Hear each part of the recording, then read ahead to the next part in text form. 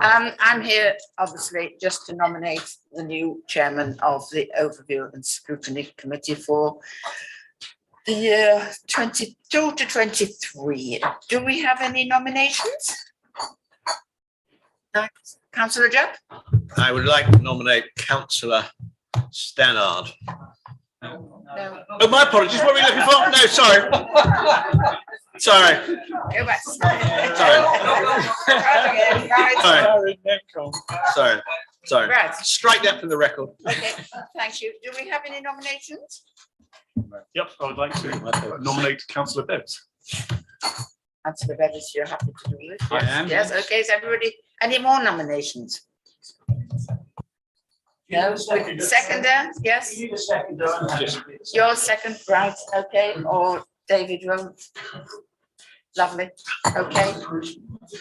No more, I therefore confirm that Shall we Councillor vote? Tony Bevis is going to be your chairman for the next 12 months.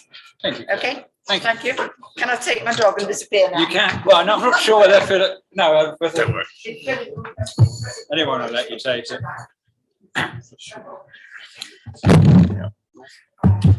Okay. Sorry about this, everybody. Do we have any apologies? No apologies. Okay. So item 3, appointment of vice chairman. Do I have a nomination for vice? Councillor Judd. It's deja vu, Chairman. Can I please nominate Councillor Stannard? Thank you.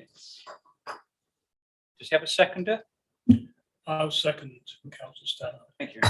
Absolutely. Are there any other nominations? Okay. Declare that Councillor Stannard is vice chairman. Welcome to the role. Okay. Item 4, to approve the time of meetings for the committee for the next year. So that's on the 18th of July, 26th of September, 21st November, 23rd of January and the 20th of March, all at 5:30. Is that acceptable? Thank you.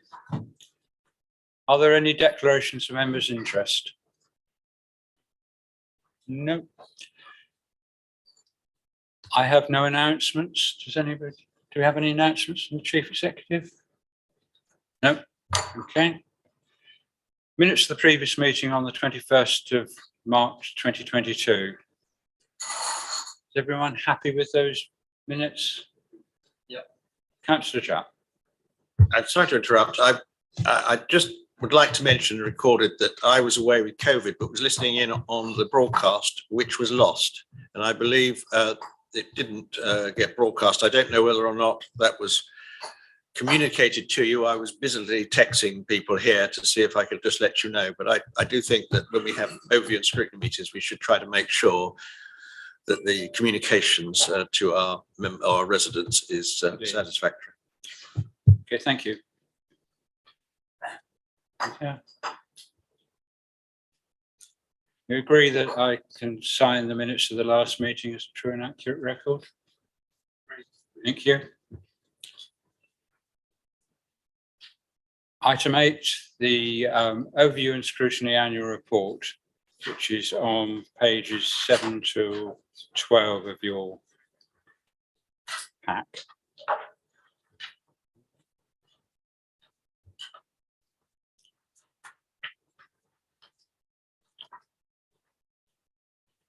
An awful lot of this is just a summary of what's gone on in the last year, and is probably very much as previous years, as we do consider the same things each year as they come through the council cycle. I suppose the most significant thing is the Sustainable Travel Task and Finish Group, which produced its final report at our March meeting, which was adopted and then forwarded to full council. And we have a couple of items that were left over from last year for various reasons. The zero carbon plan, which we're going to be discussing tonight, and water neutrality, which is obviously ongoing. Does anyone any points they wish to raise on that report? We adopt that. Sorry. Forgive me, on page 11, item 4, joint overview and scrutiny arrangements of West Sussex. Am I not right thinking that we have representatives sit on the health board at West Sussex? Yes. The HASC? Yes, I do.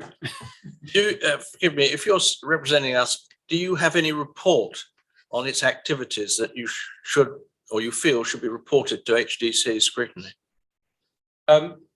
I have prepared a report, and that will be going to the next full council, which will cover the time from when I was appointed to the last scrutiny meeting. And I will endeavour to make reports a little bit more frequent in future. Might I suggest in the report that number 4, item 4, gives the impression that we don't have any involvement with scrutiny at county. We might in future just adopt an amendment there to make sure that we clarify that we do have liaison with the county. I think also, what's also implied there is that there was a county-wide committee of district and borough scrutiny committees, which I think sort of just fell by the wayside for various reasons before I took over. I will endeavour to at least contact the other chairman of scrutiny committees to see whether there's any appetite for reconstituting that, so that as districts and boroughs we can coordinate our views where that's appropriate. Thank you. Anyone else? Councillor Surface. Forgive me, but I've only been a member, obviously. I haven't been a member for the whole of the period of your deliberations on various issues. I wonder whether somebody could explain to me precisely what 3.4.1 means. Maybe because it's too early in the week. Members have received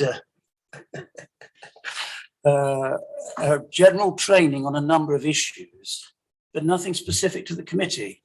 So what is the what is the training if it's not related to issues that the committee's been dealing with? I'm not sure I follow this. Yeah, I take your point. I think this is a standard paragraph that goes in this report year on year. And to be honest, there hasn't been any specific overview and scrutiny training this year. And you've spotted that sort of says that without saying it.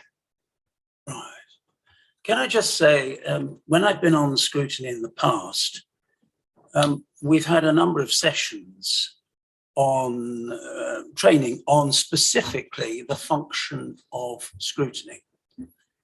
And I think those sessions were particularly valuable. And I seem to remember the last one involved representatives from other authorities coming and talking about how scrutiny operated in their authority. And I thought that was immensely useful. Because I think it's so important that everyone understands who joins scrutiny that it's not here just as another committee. It is the committee that holds the decision making to account. That is its purpose. And I don't think, I think that's why I think it's very important to have training specifically on the purpose of the scrutiny function, because it's a very important part of the modern structure of local government. So can I put in that request that maybe that happens at some stage? Yeah, I mean, later on in the agenda, we do have the sort of work programme for the coming year. And although that isn't specifically a work programme item, I think that was a very valuable contribution. And yes, I think we should do that. And I will endeavour to ensure that that is on the agenda. I'd like to endorse that. I think it's really important that training is given which is specific to the task. And as the new vice chair, I would certainly welcome any specific training which would enable me to do my job properly and better than I would otherwise do. So thank you for the intervention there from the council service. Any other comments on the report?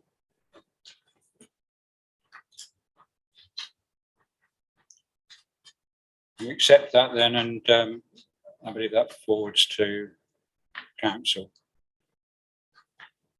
for noting. Okay.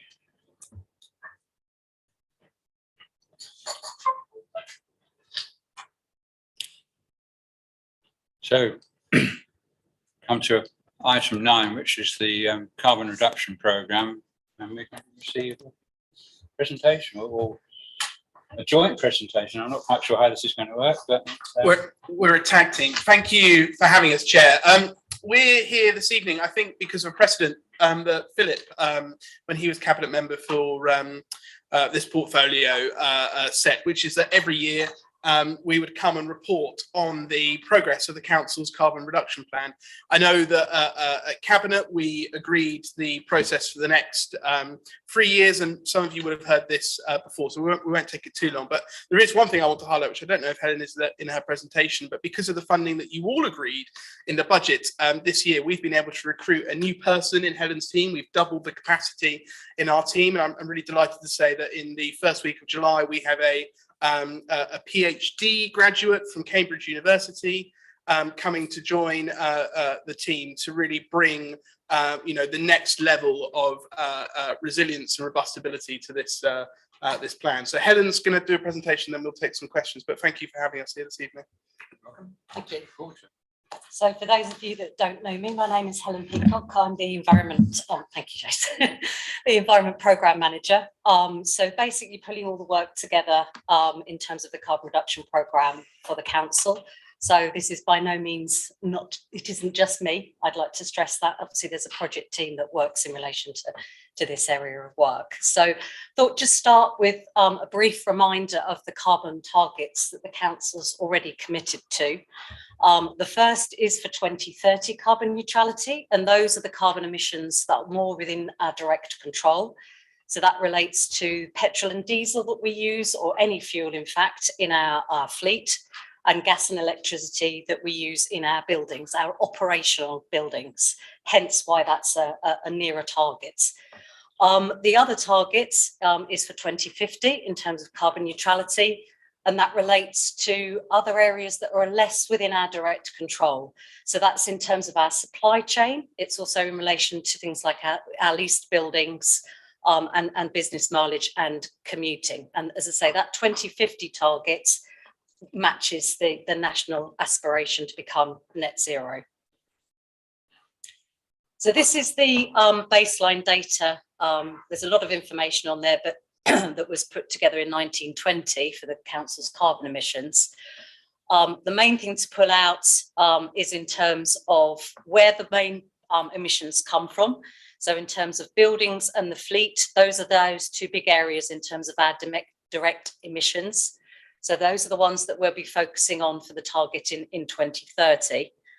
And the other one, the 5,000 approximately, is the supply chain and leased buildings. So that gives you an idea of how that overarching figure breaks down in terms of the 2030 target and then the 2050 targets. And those, as I say, that was agreed the target was agreed in 2020. Since that time, what we do annually is collate all of the carbon data to give us an indication of the impact that we're having. We're currently doing that for the 21-22 financial year. So the information that you've got on this screen is actual data, whereas some of the information as we go through the presentation is just sort of back of the envelope types of calculations, but this is actual data. And you can see that from the baseline through to the financial year 2021, the carbon emissions reduced by 25%. On the face of it, that's a really good reduction, but unfortunately, most of that came through two overarching contracts that finished during that time. So you'll see that it's the green bar that's reduced the most. The sort of lighter blue and the darker blue bars stay pretty much the same during that time. So there wasn't a significant reduction in those emissions, those are the scope, what is known as scope 1 and scope 2, and those are our direct emissions. So as I say, those were the main changes during that time. We'll come back later in the year and update members in terms of what carbon emissions reductions have taken place in terms of 21-22. And as I mentioned, the main change really was in terms of the two construction projects that finished. This is a difficulty with the way that the data is collated for that particular part of our carbon footprint in terms of our supply chain. It is an internationally recognised way of collating that information, but it certainly has its faults, and this shows one of them, that if a large contract finishes, you get a large reduction that's not necessarily due to any action that we've taken. We're working with other local authorities to look and see how we can have a better way of actually collating that type of data. Unsurprisingly, given that this was during the lockdown and the pandemic, business mileage reduced by 50%, as did commuting mileage as well during that time. In terms of electricity use and also gas use, those did reduce slightly, and again, mostly due to the pandemic. So, for example, the Capitol Theatre being closed for periods during that time saw a reduction in energy use in that building. And there was a small reduction in terms of petrol diesel use in our fleet vehicles, though, as I'm sure you all know, given that we were still able to operate our waste management service, there wasn't a significant reduction. So moving on to the action plans, we've had two since the targets were agreed. The first was a short-term action plan, which ran through to the end of March this year. And that was basically just to set us off on our course. It was just try and start to kickstart the process to see if there were any short-term gains that could be made during that time, and was to bring the project team together to also do things like audits so that we had a better understanding of where our carbon emissions were coming from. And we then built on that, and a longer-term action plan was agreed at Cabinet in March this year, for a 3-year plan that takes us through to the end of March 2025. Both of those action plans are based around these things that you can see on the screen. So transport, that's primarily our fleet. Behaviour change, obviously an important part of what we're looking to do, both in terms of staff understanding what they can do in terms of their jobs and their roles, but also, I guess, in terms of members as well, understanding, the impact that we have in terms of our carbon emissions.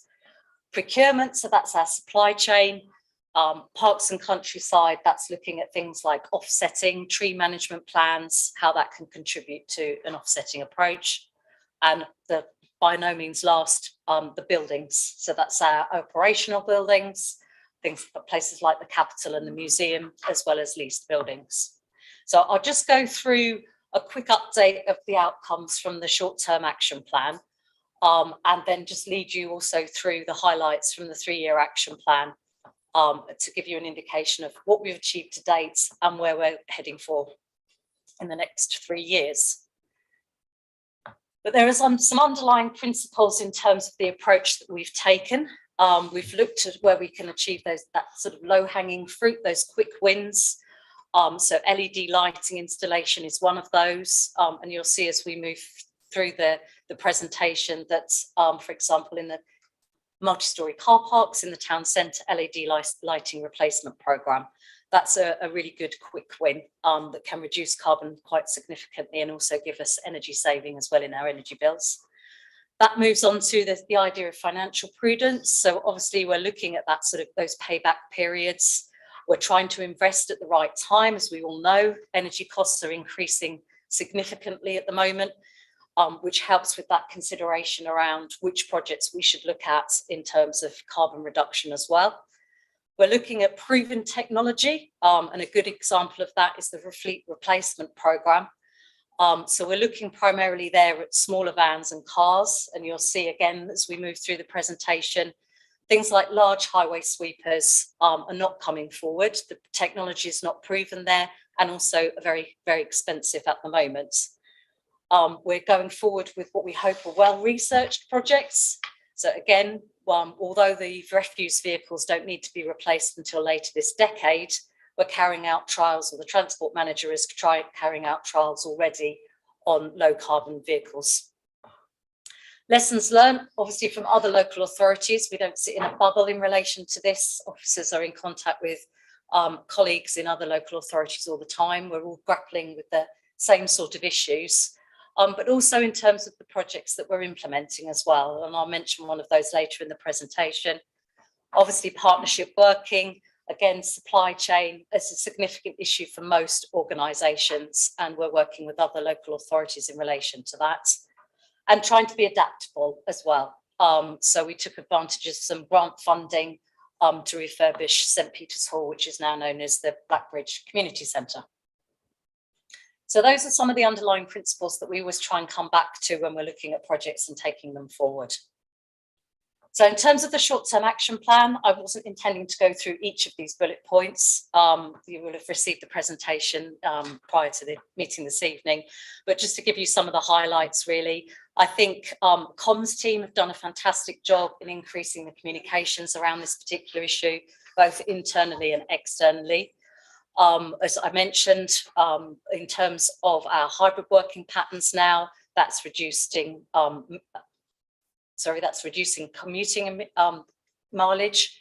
And in terms of transport, I mentioned previously about trials for electric vehicles, which Mark Neal, the Transport Manager, is continuing to do. The biggest hit in terms of the fleet is actually moving over to HVO fuel, which we're told will reduce carbon emissions by up to 90%. So that, again, is an example of that low-hanging fruit being able to move quite quickly. That's an interim measure, but should reduce our emissions, but we'll get more data in relation to that when we've done the analysis. In terms of property, this short-term action plan was very much setting the foundation stones for us to be able to move forward. So a number of audits have been taken place in some of our main buildings, like the Capitol, houses. We've got about 10 properties that we use, and flats as well in terms of audits for those. External lighting I mentioned, so a programme of installing dimmer switches as well as LED lighting in the Forum and Swan Walk car parks now been completed. And we'll also ensure that as we move forward, any surface car park improvements will always include LED lighting.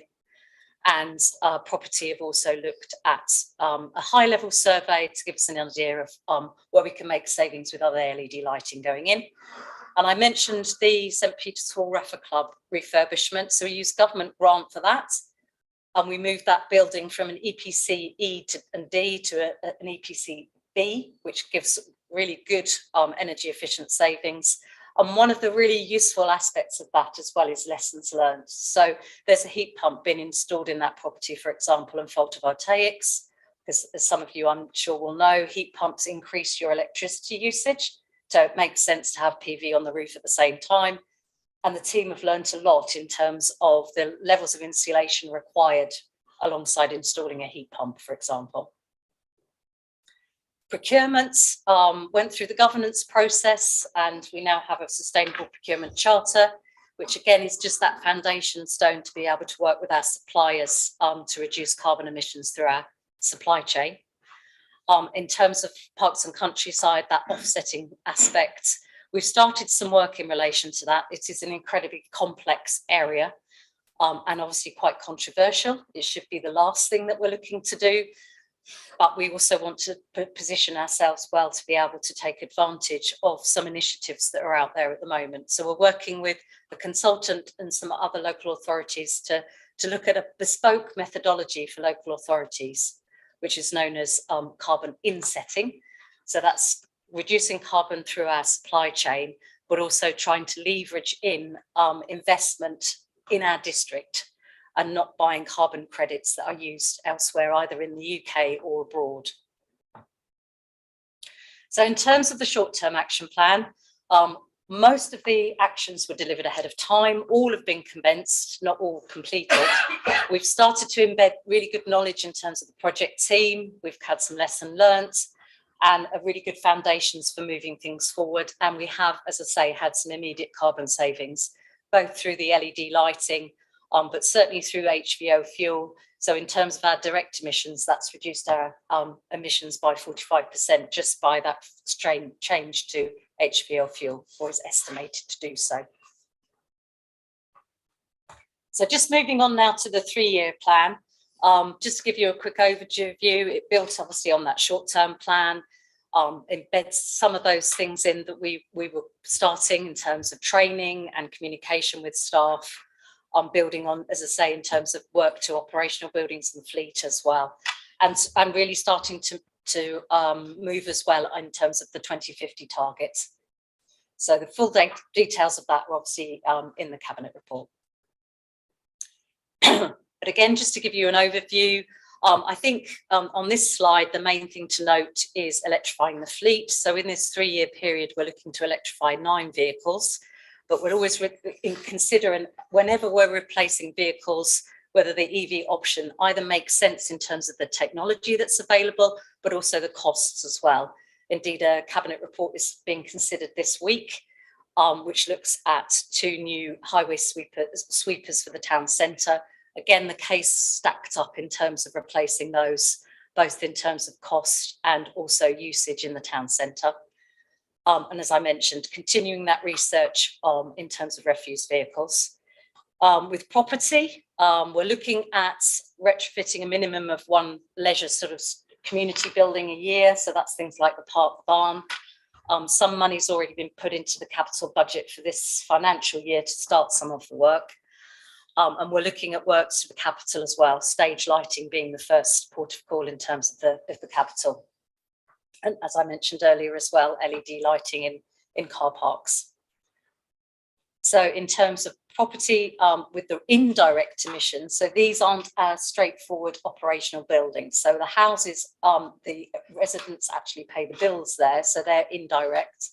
We're looking to retrofit all of 10 of those properties within the 3-year plan. And the lease buildings, government legislation has come into place in relation to this and is increasing the amount of energy efficiency that we have to adhere to when we're leasing buildings, with a step change up to 2030. So what Brian and his team are doing is obviously splicing that up to look at the least energy efficient properties first, when those will come up for renewal in terms of their leases, and trying to understand what works will need to be done to those buildings. Bearing in mind, we will not be able to lease them if they don't meet the EPC requirement that the legislation states. We're also having discussions in terms of with Places Leisure, in terms of the leisure centres as well, to start to try and understand what decarbonisation measures can be put in place there. Procurement, I've mentioned that before. Largest part of our carbon footprint, biggest issue to deal with, and we're starting to work with the procurement team on identifying which of the organisations in our supply chain are our biggest carbon footprint, basically, and looking how we can work with them. And as I mentioned, carbon offsetting as well. So again, quite a busy slide, but this is just to try and give you some form of direction of travel. So you'll see the 24-25 bar right at the end compared to the 2019-20 bar.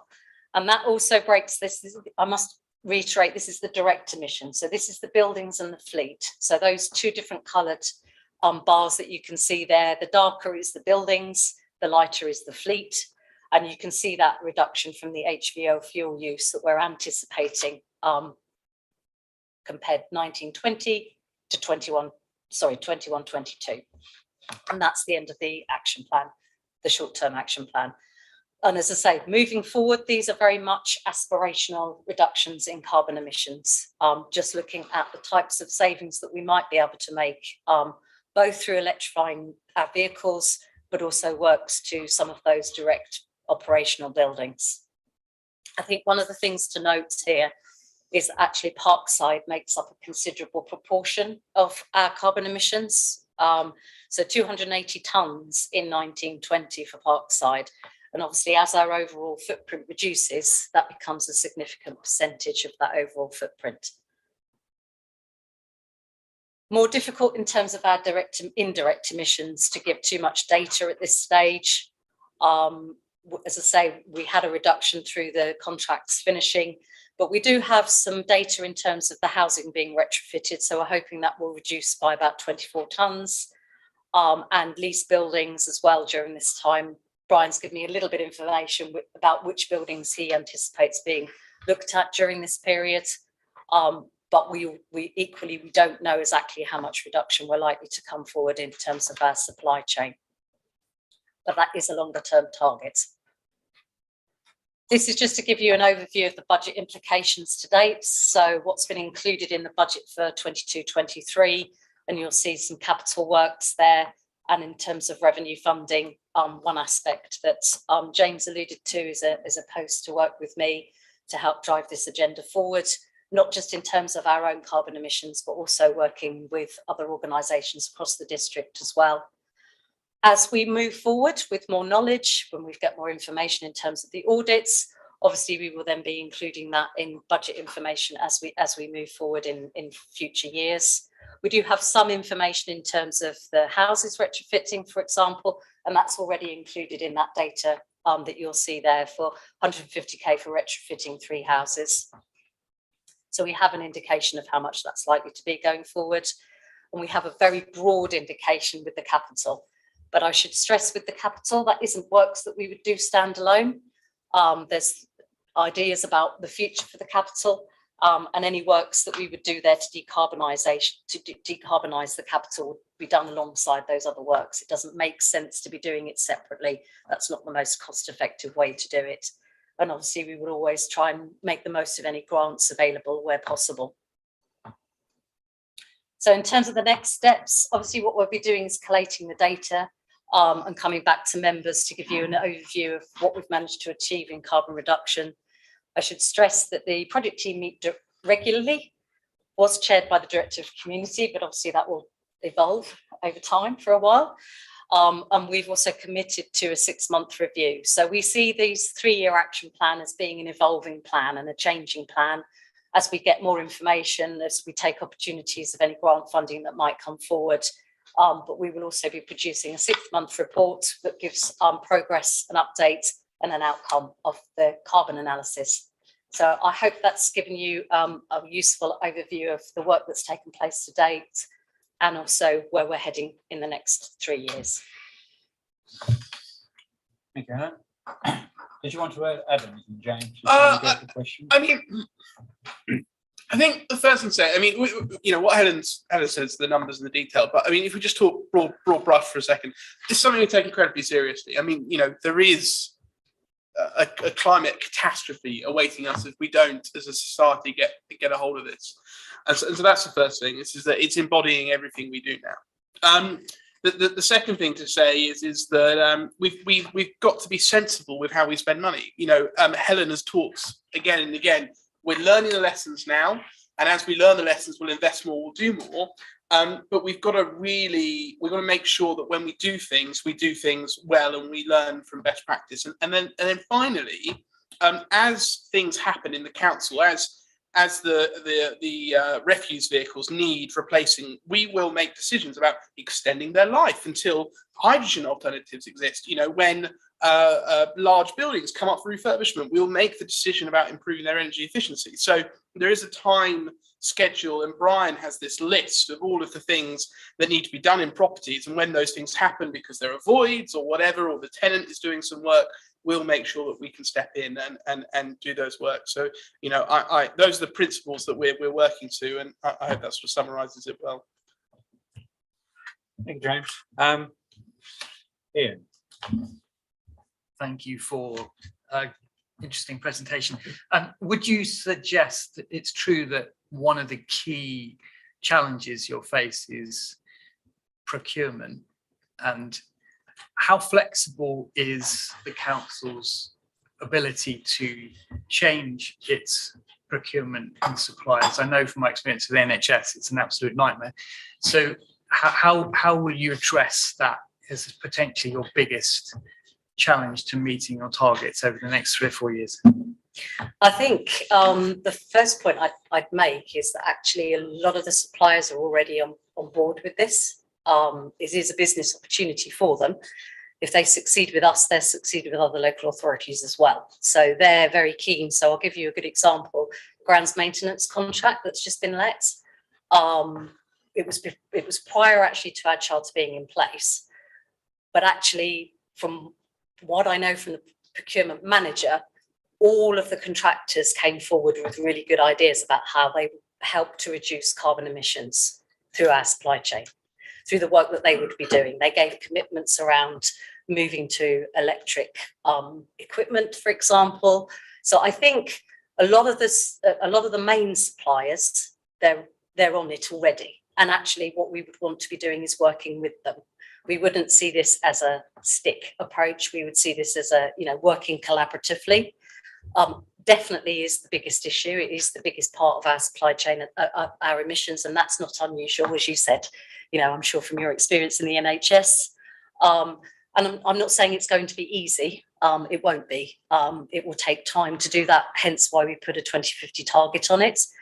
But I do think as more officers within the council as well are alive to the opportunities through the procurement process, that will give us that opportunity to do that, to work with our supply chain, to work with our suppliers. Obviously, what we're trying to do initially is do that retrospectively. But having said that, I think if my procurement colleagues were here, they would say that through the Social Value Act, actually, for quite some time, we have been trying to embed these principles in contracts where possible, and it has to be relevant. Obviously, that's the other aspect to it. So I think it's a balanced approach. I think, as I say, I acknowledge it is a challenge, but I think more and more organisations are now acknowledging that they also have a role to play in relation to this. Thank you. Bob. Yes, thank you, Chairman. Is your mind that the council are not on this programme for the rising energy prices? Look forward to some more prices in the future. The likelihood is that energy prices will stay high. Have you looked at that, and have you considered whether it would change the priorities when it results in you bringing projects forward? Because there will be bigger cost savings. That isn't specific work that we've done to date, but I'm sure it is something that we will be looking at. Certainly in terms of the operational buildings, it's a conversation that we can have with property team in terms of are there projects, as you say, that could come forward faster than we had originally anticipated.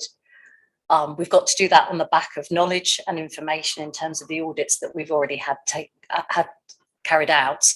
But we could look at those calculations again and see how that might come forward. Obviously, we'd need to do that in terms of looking at the budget implications. It is very difficult though, because for example, this building, which is 30% of our emissions, it's the largest sort of energy bill we've got. We just get recharged what the rate is of the day, and the county council haven't fixed it, so we get passed on what the spot price is for whatever that period of time is, which is very frustrating. The other thing as well is we have no control over the insulation or the heating of this building. This building is incredibly inefficient to run. For some reason, the heating's on here today. You've got the central, what I'm saying is that there are some buildings where we have no control over it and we are passed directly the energy costs. And then the second thing is that we have buildings where we have tenants in. So if you look at our leisure centres or some of the other commercial premises, is that it's not, we can't just go in there and start insulating and changing the energy efficiency of that building because there's a tenant in there. But like I said at the beginning, where there's a void period and the opportunity is there, absolutely we'll bring projects forward to do that. A good example would be there was a commercial premises in Horsham. The tenants asked for the roof to be fixed. We're fixing the roof, and at the same time, we're putting in a modern insulation, and that works. So I hope you're the two examples of where, Bob, that's exactly what we are doing. And energy price doesn't come into it. It's just what we're doing, John. Thank you, Chair. Yeah, thanks for the presentation. Very important in carbon emissions is metrics, accurate metrics. And I'm really glad you pointed out the problems we've got with what we've used so far. And the 33% reduction is actually very misleading because that's partly COVID and then those two big construction projects which you mentioned. Can you estimate for me what will be left if you strip those out of it? So what, if you like, was the real reduction through actions that we took? And then also in relation to that, what might happen next year when COVID rebounds? So we actually could see a rise in emissions again. And then new construction projects might start, which would then severely distort the figures in the other direction in the future. I know you said also about that you're talking with other councils about how to deal with the construction projects in the figures. It seems to me that there are a lot of problems in that figure, and it's a pity, it's a bad luck that we started in an unusual year. Yeah, I think there's a few things to unpick there, really. Certainly in terms of some of the data is quite straightforward. So obviously the data that relates to our direct emissions around petrol, gas, electricity, that's reasonably straightforward in our operational buildings. You know, we have the data for that, so that's fairly straightforward. And we'll have a better indication when we've got the latest figures, which we're collating at the moment to analyse. And obviously we'll come back to members with that. And then hopefully we'll see from that direct impacts from some of the actions that have taken place. Because as you say, yes, I absolutely see I agree with you that some of those reductions that we saw were COVID related. But we have done some work since then. There are actions that have been, things that have taken place. So we should be able to see some changes in relation to that, HVO fuel being one of them. I think the other aspect, yes, around the supply chain, the metrics for that are much more challenging because basically it's around what type of contract and the value of the contract. So that's, it's a proxy indicator. It's one that everyone uses. It's a international greenhouse gas protocol that everybody uses, but that doesn't mean that it's terribly helpful.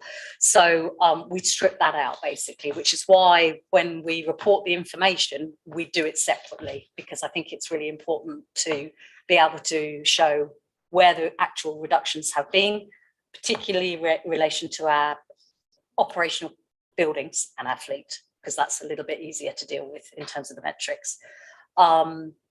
And yeah, I think it's something that all local authorities particularly, and I'm sure that organisations like the NHS as well are grappling with, is what is the better form of metric to use for that without placing an undue burden on our supply chain to be able to report to us. We're not there yet on that one. Yeah, I think there's something that will come over time, and it won't be us that solve this. It will be us getting involved in a national thing. But I know it's something that Helen's looking at all the time, and other colleagues in the council. But it's a good point. But can you estimate for me what, if you do strip out those two factors from the 33%, what would you guess is the actual? So that reduction that we saw, from our active. Oh, we can't because it's yeah. Well, so we're waiting for that data for 21-22, and that will include some of the actions that came out from the short-term action plan, which only finished at the end of March this year. So I think we'll have a better indication in relation to some of the actions that took place during that period, and actually be able to report those metrics during that time. Does that make sense? Yes, so, would you not? I mean, if we look back at this slide, I think this is the one that you're referring to, isn't it? So you'll see there the changes that are, so that does strip it out. So you can see there, the green is the indirect emissions. So that's for the contracts, for example. You'll see the lighter blue and the darker blue. Those are the two reductions that we can see there. Yeah. No, those are the buildings and the fleet, and that's how much they reduced during that time between 1920 and 2021. So that's how much they reduced during that time. What's difficult to know is how much of that is COVID related. So I don't think we can really know that until we then have this next set of data where we've had a longer time where the capital will have been more operational, for example. But the other reason why you can't strip it out is because your starting point was used using the same metric. So you can't just say, well, what does it look like without this? Because the metric's dodgy. Your starting point was developed by that metric. So we need a completely different way of analysing carbon, and we don't have it. The main way this is done, the main driver is the value of the contract. The larger the contract, the more expenses in it. The mechanism we use to calculate the emissions is based on its size, by its value. You know, it's not a, you could have a contract for, you know, it's a silly example, but you could have a contract putting a wind turbine on top of this building. It's going to cost £500,000. And you could have a contract for doing a bonfire or an incinerator, and by the same metric, they would look like the same emissions. Now, obviously, this is a silly example, an extreme one, but that's why we need this better way of doing it, and it is a high priority. We actually have it in the budget. So money for it was for specifically for training around that. So, David. Thank you very much. Thank you, Helen, for that presentation. It gave me food for thought. You started off by saying the main emissions of buildings and fleet. I think that really encapsulates what you're talking about. The two questions really, we lease this building, don't we, from West Sussex County Council? Yeah, West Sussex, yeah. And what are the communications between West Sussex County Council? I mean, I know that these offices are incredibly warm and hot at times. There doesn't seem to be any control of that. What are West Sussex County Council suggesting we do, or are they doing? That's my first question. And the second one is, you talked about a trial of zero carbon refuse vehicles. How long is that going on for? When will we know about that? And is that going to be in the budget in the next 2 years, 3 years, 10 years? You know, because we're going to have to replace that fleet. We'll split the question. So the first one, David, because I can say this because officers can't, is that I think the reaction from County Council is disappointing. I know they recently got the audit for this building, and I think I would have liked to have seen a little bit more get up and go. The cost is enormous to decarbonise this building just by its design, and it's huge. In the conversations that I know officers have had at the director level, there is probably not the onus to decarbonise this building that I would like to see. But that's partly because the County Council has many buildings, many buildings. This is our main one. So in the conversations that I've had with my, cabinet members at the County Council, I have made that point. But so I would like to see more being done. Just reality is they have got a lot of buildings they need to decarbonise. For us, this is the big one. For them, this is one of many. So we're going to carry on pushing them on that. Can I come back on that? I mean, obviously, it would be nice to know how far you've got with them, really, and what are you're saying is very nice, and I accept that, that they've got a lot of buildings, but in a way that's tough. I mean, they actually have a responsibility to us as their tenants, and we have a responsibility reducing our carbon. Yeah, definitely. I mean, we are tenants. We have a commercial relationship with them. Obviously, that's as part of the privilege and part of the commercial negotiation. Our lease is up here in a couple of years. I think that is a really one we'll be pushing them hard on. I think it'll be one of the main factors. So no, completely. I hope that answers your question. I can saying as much as I can, David, without sort of compromising anything. Well, thank you very much, James. And the fleet, Yeah. So in terms of the fleet, there've been 2 trials so far. One was a refurbished electric vehicle, basically, and one was a full-blown new electric vehicle. And it was basically just to trial them out, just to see how they got on. One of them didn't make it up Berry Hill. That was the refurbished one. And I'm sure that will then be an ongoing trial. Basically, as more vehicles come onto the markets, Mark is offered, amazingly, I can't understand why they would be doing it by the manufacturers. Gosh, who'd have thought that their offering is to local authorities to trial them. And he's also obviously in contact with other local authorities as well. I think one of the other things that we are also plugged into is the potential for hydrogen as well. So there's a grouping called Hydrogen Sussex, which includes government, so Bays are on it, Coastal Capital are on it, most of the local authorities, private sector as well, so Ricardo's, for example, and they're looking at the hydrogen economy in Sussex. So where can hydrogen be provided? What's it going to be used for? Is it transport? Is it heating? There's a lot to unpack there. Fortunately, we have time. So we're not likely to need to replace our refuse vehicles until the end of this decade. Mark and his team do a fantastic job at, as James was saying, at keeping them going. Yeah. And that's the right thing to do, because obviously with the embedded carbon in them. So we do have time to do that. So what I think we could do is, when there are more trials taking place, then obviously we can provide that information. Yeah. The other thing as well is I haven't just bashed slightly our partners at County Council, I will give them praise, which is, I know that one of the ideas that's floating around, and they're applying for some funding to explore this more, is that can they produce hydrogen at Warnham? So can they use the AD plants there to use electrolysis to produce hydrogen? Because that would mean then the refuse vehicles that are coming then to drop off waste would be able to refuel there. The infrastructure for us to put in hydrogen at Hopos at the moment doesn't exist. Whereas if you could have one organisation doing the centralised, the safety, all of the stuff that's going to go around that. So that, to me, is really exciting. And like Helen says, we don't have to make a decision now for a couple of years. That probably is where we're looking. The energy density of hydrogen is much better than, batteries or other alternatives. So, yeah.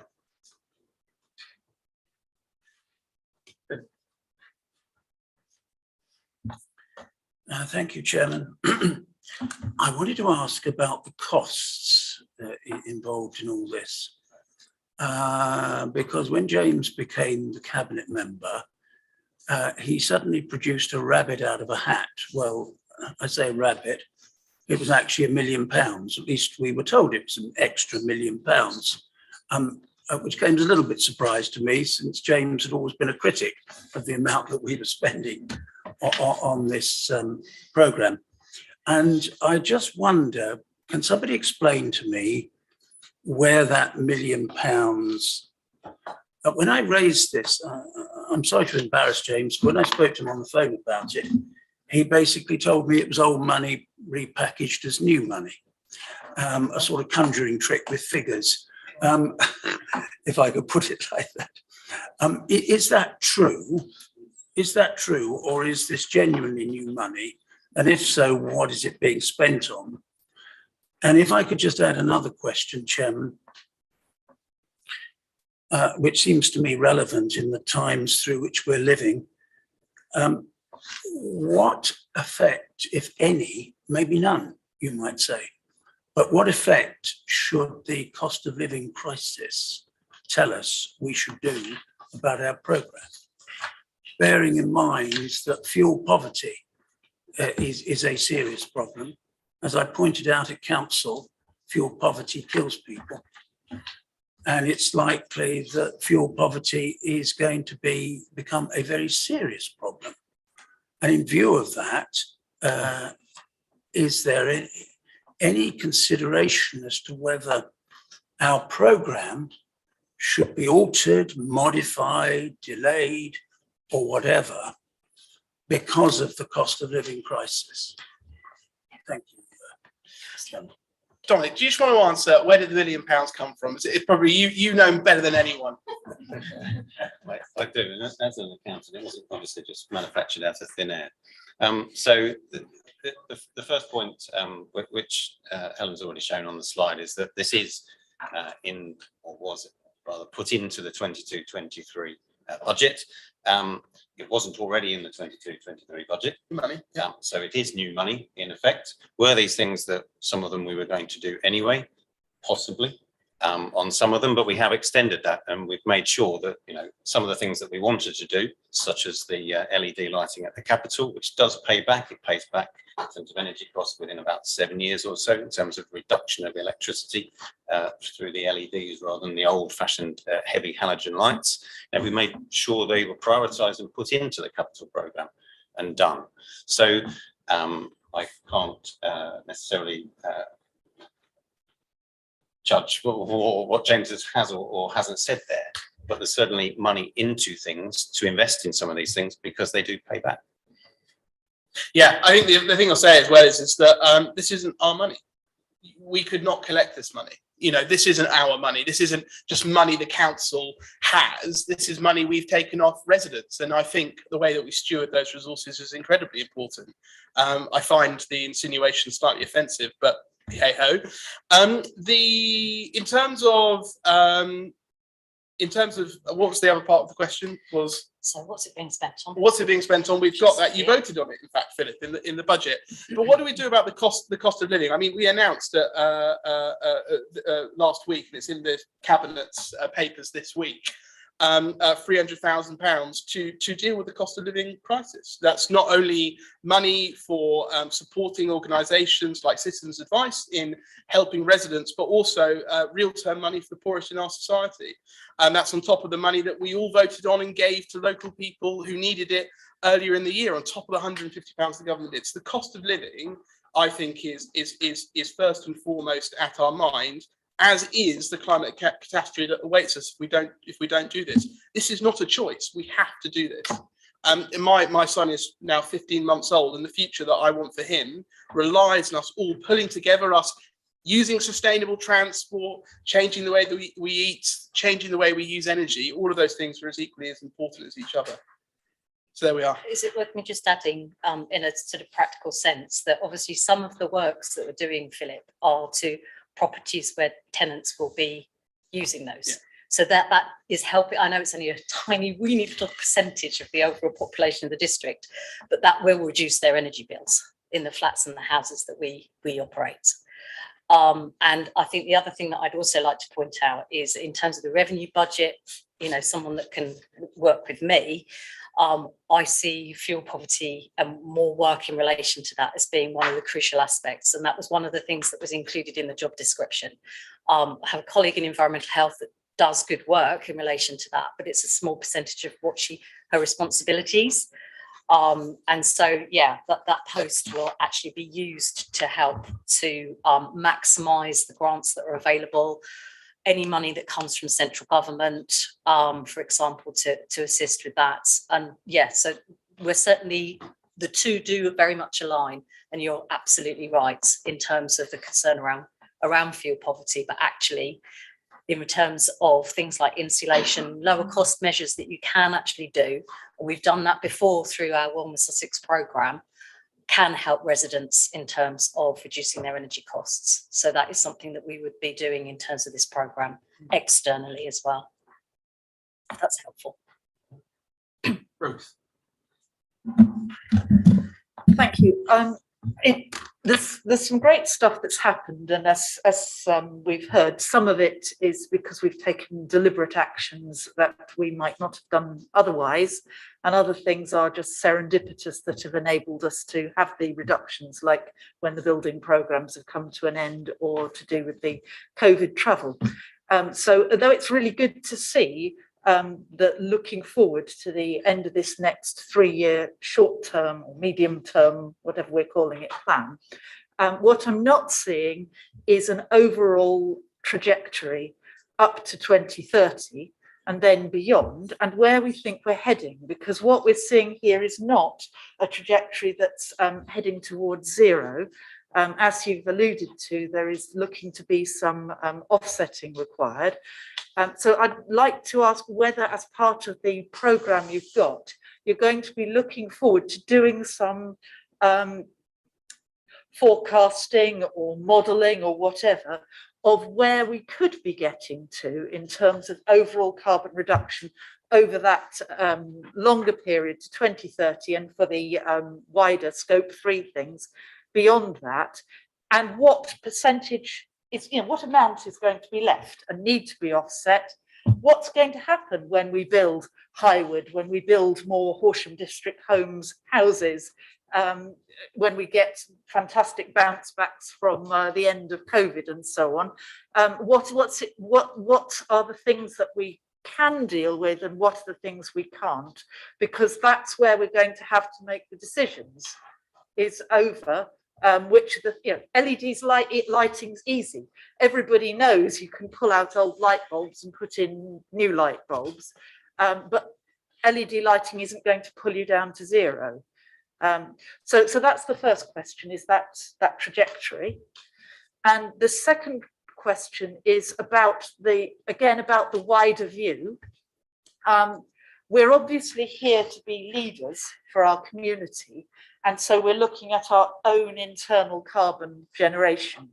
But we have a very big social responsibility and influence within the district as a whole to do with what we can do towards helping residents with their energy usage. So things like insulation, things like strategic planning, and what people's long-term transport costs will or won't be, will be determined by what we do. We have publicity as well. So at what stage in this project will we be able to look at using resources to see how we can improve that wider carbon reduction? Because if you got a very small percentage carbon reduction for the whole district, that would completely swamp 100% carbon reduction for us. Ruth, as always, excellent question. I'll take your second part first. If you come along on Thursday to Cabinet, you will hear our plan for the district. You know, we have set out the net zero by 2030 target to be leaders, to have moral authority on this. And it's not us to say to everybody, this is what you need to do to decarbonise your business or decarbonise your life, but we are bringing to Cabinet on Thursday an entire plan around that, about that plan for the district, but then also to communicate. You know, we have the Community Climate Fund, which we've just agreed this last week, the new round of people who'll be receiving money from that. We are doing a lot. I think actually some of the communication stuff that Heather and Sarah do on climate is absolutely brilliant. I don't know if any of you, well, you do all get it. We do a monthly climate bulletin, and it is brilliant. And then using that information to magnify the impact, supporting organisations like Greener Stenning, like Sussex Green Living, we are doing exactly that. To the first point, we have done that modelling. But the plan to get there is what we've got at the moment. We're range to 2025, and as part of that, we're reviewing it every 6 months. The fact is we could be much further ahead. We could be less well ahead. It really depends on how many of those projects on Brian's list become available. So, for example, when a tenant moves out of a property, how quickly can we get in there and do the work? And that's why we don't have complete control over it. Obviously, for example, leisure centres, huge amounts of our scope 3 emissions, but it's outside of our control. So although we have that modelling, it's not something that you can hat on because there are so many unknowns. For example, you know, where does technology get to with hydrogen? We might discover hydrogen is not the solution that we think it is, and that changes our plans. So I think it would be ill-advised for us to come to a meeting like this and say this is the plan past 2025. What we've got is a really robust plan to get us to 2025, and then what we've got is a good idea of what we'll be doing after that. So you know, I think that's the best we can do right now. And increasing the capacity in Helen's team gives us more opportunities to do it. And then also embedding, and it's really important, embedding those principles. Having discussions like this embed the principles of carbon neutrality into the council. So I think it's really positive. Well, can I just ask, what you say we have got a plan that takes us all the way there? So, you know, in what form does this plan take, and how have you looked at, for example, the impact of us undertaking additional building projects or whatever? Because not to take anything away from the actions we are doing, sitting here as a member of this committee, I'm not seeing what our understanding is of where we're heading, and which are the things that are going to push us above the line, which are the things that are going to push us below the line, what our expectations are of what's going to be left over for offsetting and insetting.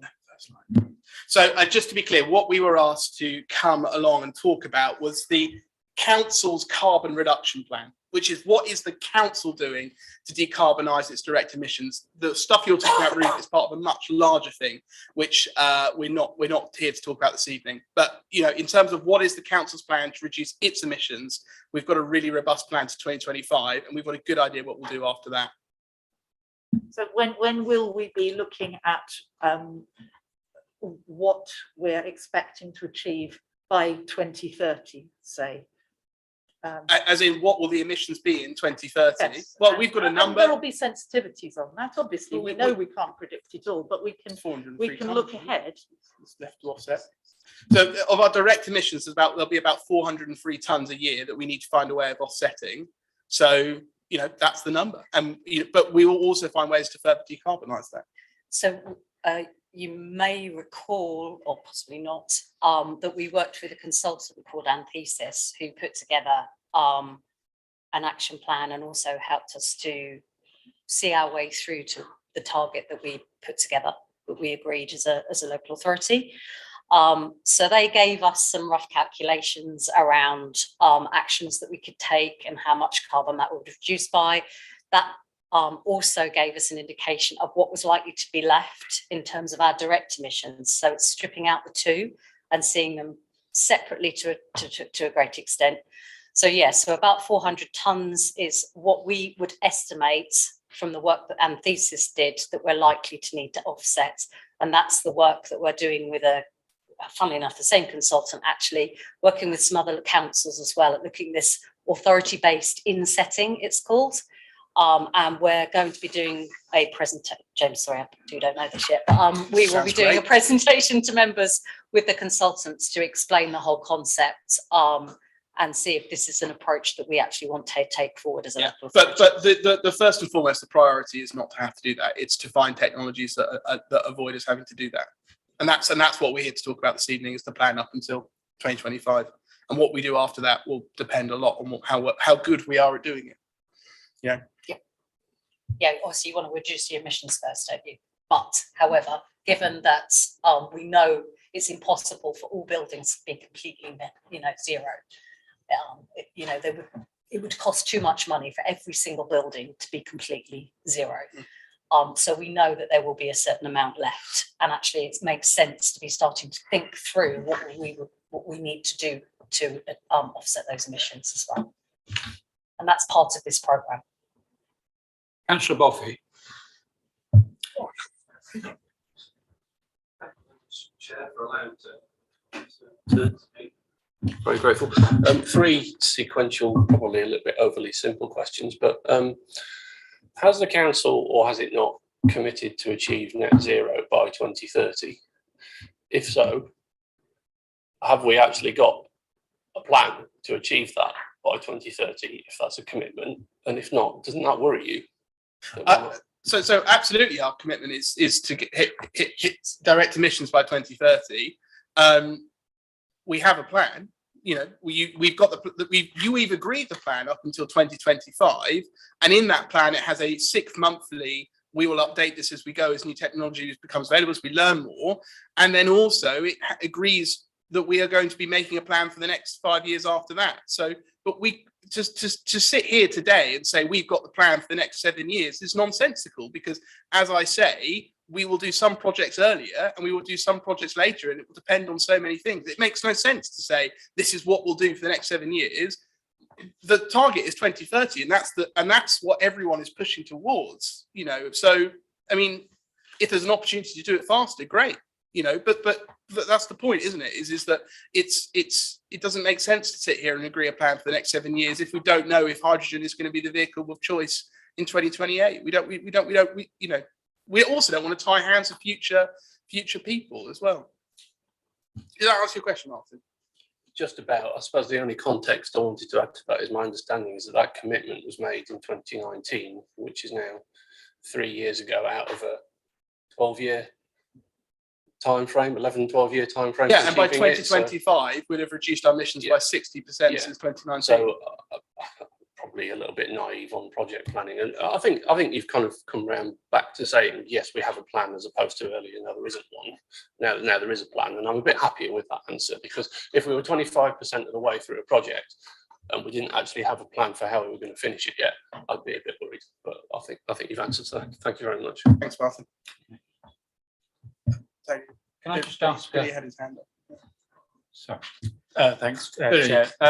In your presentation, you talk about collaboration with other councils. Can you talk about the conversations you've had with other councils and some examples of best practice from other authorities? How long have you got? As long as you want, James. Was there a specific No. sort of area that you were? No, just because interested in? you just said lessons learned, own projects and other councils. Can you expand on that? Okay, so yeah, so we talked to other local authorities, for example, about air source heat pumps. So Ada and Worthing have put air source heat pumps into their properties. So we get information from them in relation to some of the work that they've done on that. I know Mark Neal talks to all of the other fleet managers regularly in terms of what they're looking at for their fleet vehicles. He gets intel in terms of others. So it's not just our vehicles that we trial, but it's other local authorities trialing different types of vehicles as well. For example, I think I'm right in saying that Lewes District Council are likely to be trialing some hydrogen vehicles, primarily because New Haven Port is likely to have hydrogen production there. So we'll be able to use that intelligence. And as I say, that's something that Mark does all the time in terms of talking to his colleagues. I'm sure if property were here, they'd have other examples. That's just the sort of examples that I have. And I talk to colleagues at county, for example, and the energy team there. Obviously, as we were alluding to earlier, they have a massive building portfolio. So we get lessons learned from them in terms of the work that they're doing with their portfolio as well.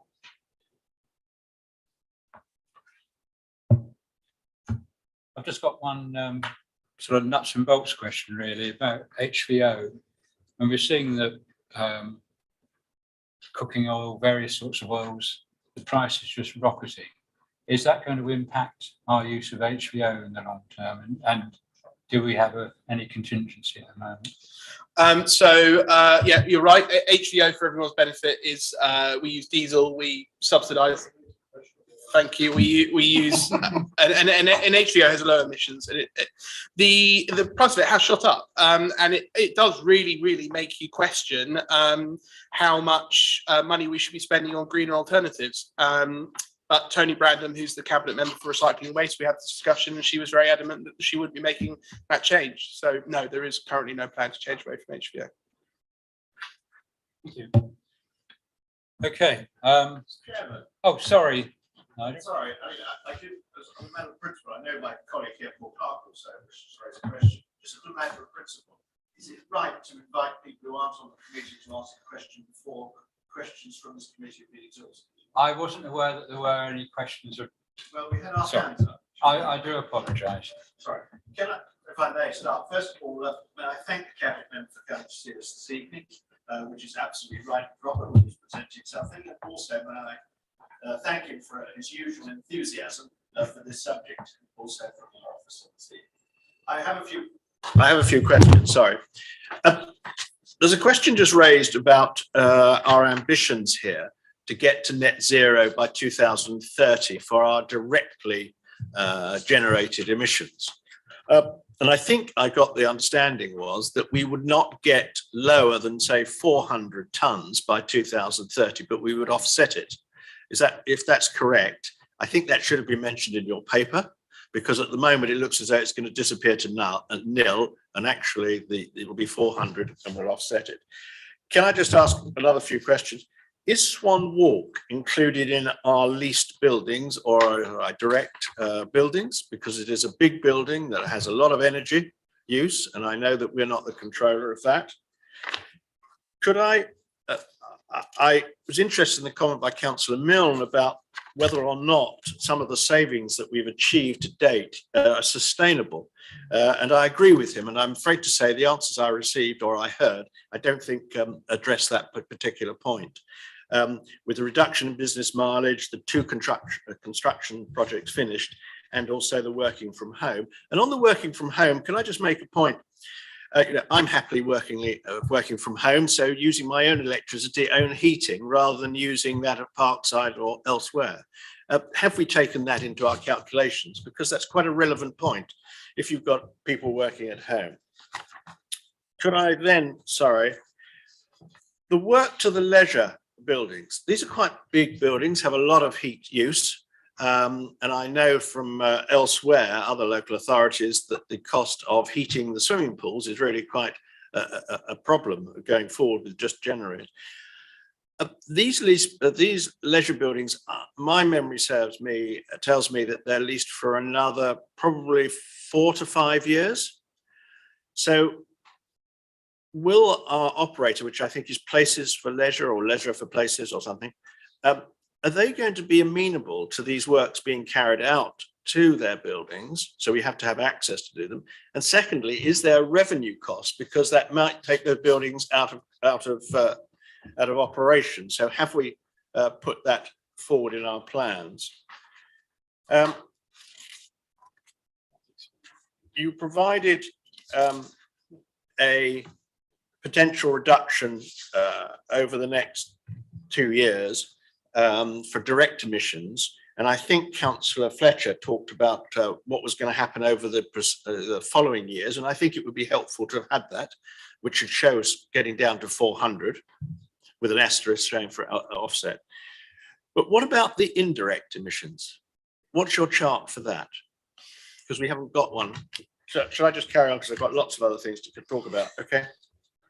Oh, sorry. Do you want us to answer now, or do you want to? Well, should I just carry on? Do you want to carry on? Sorry, otherwise we'll come back. And the other thing was looking at the capital budget and revenue. What figures have you got in for year 2 and year 3? Because these are all part of the medium-term financial settlement that we have. And I think it would be very helpful to have put all those figures in there. Thank you very much. If you could answer those, or some of them would be great. If you can't answer them now, please let me have an email and my colleagues. But thank you again for coming to see us, as I hope all cabinet members should do when we have scrutiny. Thank you. Nigel, thank you. Always thorough. I'm going to ask a couple. Helen's going to answer a couple. We might have to email you on some. I think just on the 403 tonnes, we weren't trying to pull over the wall of anyone's eyes. We were coming to talk about the previous and what we're doing for the next 3 years. I'd love that number to be lower, and it might well be. So there'll be more information about that later in the year. Leisure centres, you're right. 2027 is when the Places Leisure contract is up. That is obviously a conversation that Roger, who's the cabinet member for Leisure and Culture, will be having alongside the directors for that portfolio. It is I would not close a leisure centre purely for environmental works. That's what I've been saying. You need to fit the environmental upgrades alongside other refurbishment work. There are various times when those leisure centres will be needing refurbishment, and that work will be done alongside them. So that is all in hand already. In terms of the capital budget, it's not just the environmental budget, it is all budgets. You know, when Tricia is redoing properties, building Horsham District homes or whatever, though that is done with an environmental slant. And that's the whole point. This is that actually the work that I do is kick-starting that. It's just nudging Helen as well, nudging people in the right direction to make the right decisions. So it's not the environmental budget that will be coming forward. When we look at refurbishing places like the Capitol, or when we're looking at moving out of buildings like this, those will all have environmental implications, but will also have monetary implications. And Dominic will tell you that some of those numbers that have been bounced around, 20, 30 million pounds, aren't just environmental improvements. Those are just refurbishment costs. So, but we need to do those because we will need to keep and maintain our assets and improve those, and it will have benefits for net zero at the same time. It's not the reason why we're doing them, it's a benefit of. Helen, I don't know if there's anything else you wanted to pick up there. So you mentioned Swan Walk car park, and No, the shopping centre. that's not included in the direct emissions. It's not something that we, it's not an operational building for us. But it's a building that we own, don't we, freehold? No, We don't? We sold the No. freehold. I'm reliably informed. We don't. I thought we had the freehold, and the leasehold used to be owned by Norwich Uni Aviva, and Aviva recently sold it. Brian Elliott will tell you. Anyway, forgive me. It's not. It's not on the list that we have in terms of property portfolio. Okay, it's just that one that we might have been able to influence. Yeah, no. Though we do obviously have the car park there, and actually it's a reasonably large energy emitter. So Swan Walk, you were talking about bounce back in terms of carbon emissions after COVID. So business mileage, yes, undoubtedly has gone up, undoubtedly has. However, I think there's 2 points to make with that. Firstly, that is a very small overall percentage of our carbon footprint. It's actually very, very small in terms of the grey fleet of staff going out using their vehicles. Secondly, it's a piece of work that we're doing at the moment to look and see if there are any further incentives that we can use with staff to use other forms of transport. Obviously, that's a really difficult issue when you're talking about the type of district that we're in. Predominantly rural, building control staff, they've got to go on site. So actually there's not too much that we can do, but we are looking at that. We are looking at the data, we're looking at the incentives, and that ties in with commuting as well. In terms of working from home, very, very valid point, absolutely well made. It depends on what your building is like that you're working from home. It could be that you're in an incredibly energy efficient home, in which case fantastic, or it could be a really old inefficient property, in which case I absolutely take your point. This data doesn't include that. So it doesn't, the scope of it isn't the properties that our staff are actually occupying. In my sort of, in the middle of the night, one of the things that I would really love to be able to do is actually a campaign with staff to sort of highlight to them the things that they can be doing in their properties. We do have a little bit of information on the intranet for staff where they can have a look and see the sort of things that they could be doing. But I think that we could be doing more with staff in relation to that. That will help them with their energy bills as well, which actually is very timely at the moment. Hence why I'm really grateful to be getting another person working with me, but it's not involved in that calculation, Nigel. So the only other thing that you mentioned was in terms of the indirect emissions and a pathway in terms of that. I have to be honest, that's a much more difficult one to model. We do have a certain amount of information that Brian is working on in terms of the leased buildings. So he will have looked at with his team which buildings have got the poorest EPC rating and which ones are likely to be voided, as James was saying, where tenants, we might be able to work with tenants. He's started to do that work with his team.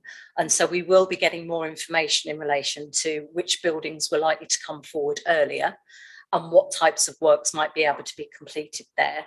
So you'll see in the slide where we looked at the budget for 22-23, that included an energy review for Blatchford industrial units. So that's all feeding into trying to produce a programme for that 2050 indirect emissions profile, as is the work with procurement on analysing who our largest, who are the suppliers in our supply chain with the largest carbon footprint. Again, that's a piece of work that procurement will be starting, and then that will allow us to start working with that supply chain, and we can start to model what that will look like going forward. It's the lack of data as well, but as other companies and other organisations ask for data so when you get asked for a quote, you won't just get, as a company, let's say you print leaflets, you won't just be asked for how much it's going to cost. You'll be asked, what are your emissions attached to that? And as society and business moves down that direction, we'll be able to model it better. But the reality is the data just right now isn't good enough to say, this is the best thing to do. Let's do that first. We're not there yet. The country's not there yet. Councillor Clark. Thank you, Chairman. One of the comments that Helen made there just shows how important it is to clearly define the boundaries of your measurements and how you define what you're doing, as Nigel has just pointed out as well. And this is the major problem with these environmental projects and improvements, is actually clearly defining what you're doing and how you're doing it. The other thing that is not brought up in this presentation, and I think is important, is the opportunity costs of the projects. Like when we adopted the VGO initiative to use VGO, it cost us net £100,000 more expensive than buying diesel at the time. But that was something that we did with our eyes open, but at least we knew that opportunity cost was there, and we decided to go ahead. It would be interesting to run a graph of VGO costs against diesel today, because I'd be quite interested to know, curiously. But the point I'm trying to make is all these projects and all these carbon reductions where you quote nudge people in directions on new buildings and stuff. I think it's important that we clearly define what the opportunity costs are. In other words, you're doing this way because it's better for the environment, but there is an opportunity cost of X.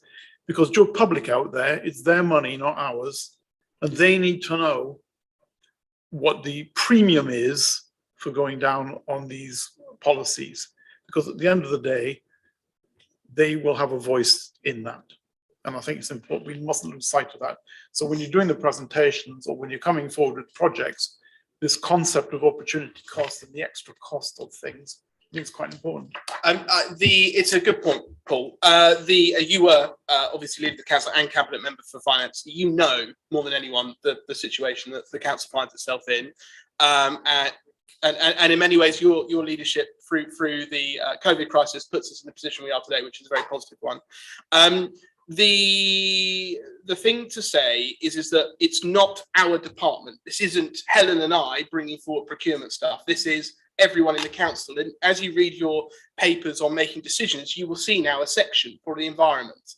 But you also see Dominic's section, which is the Section 106 officer that explains the cost and the options available. And I think it's very important that when we review these, we review both. We look at the financial cost. It's not our money. We could not collect it. You know, we could choose to spend less as an organisation. That's completely a choice, and we must do it well. But you will also see the impact that will have on the environment, not only climate but also biodiversity net gain. Right.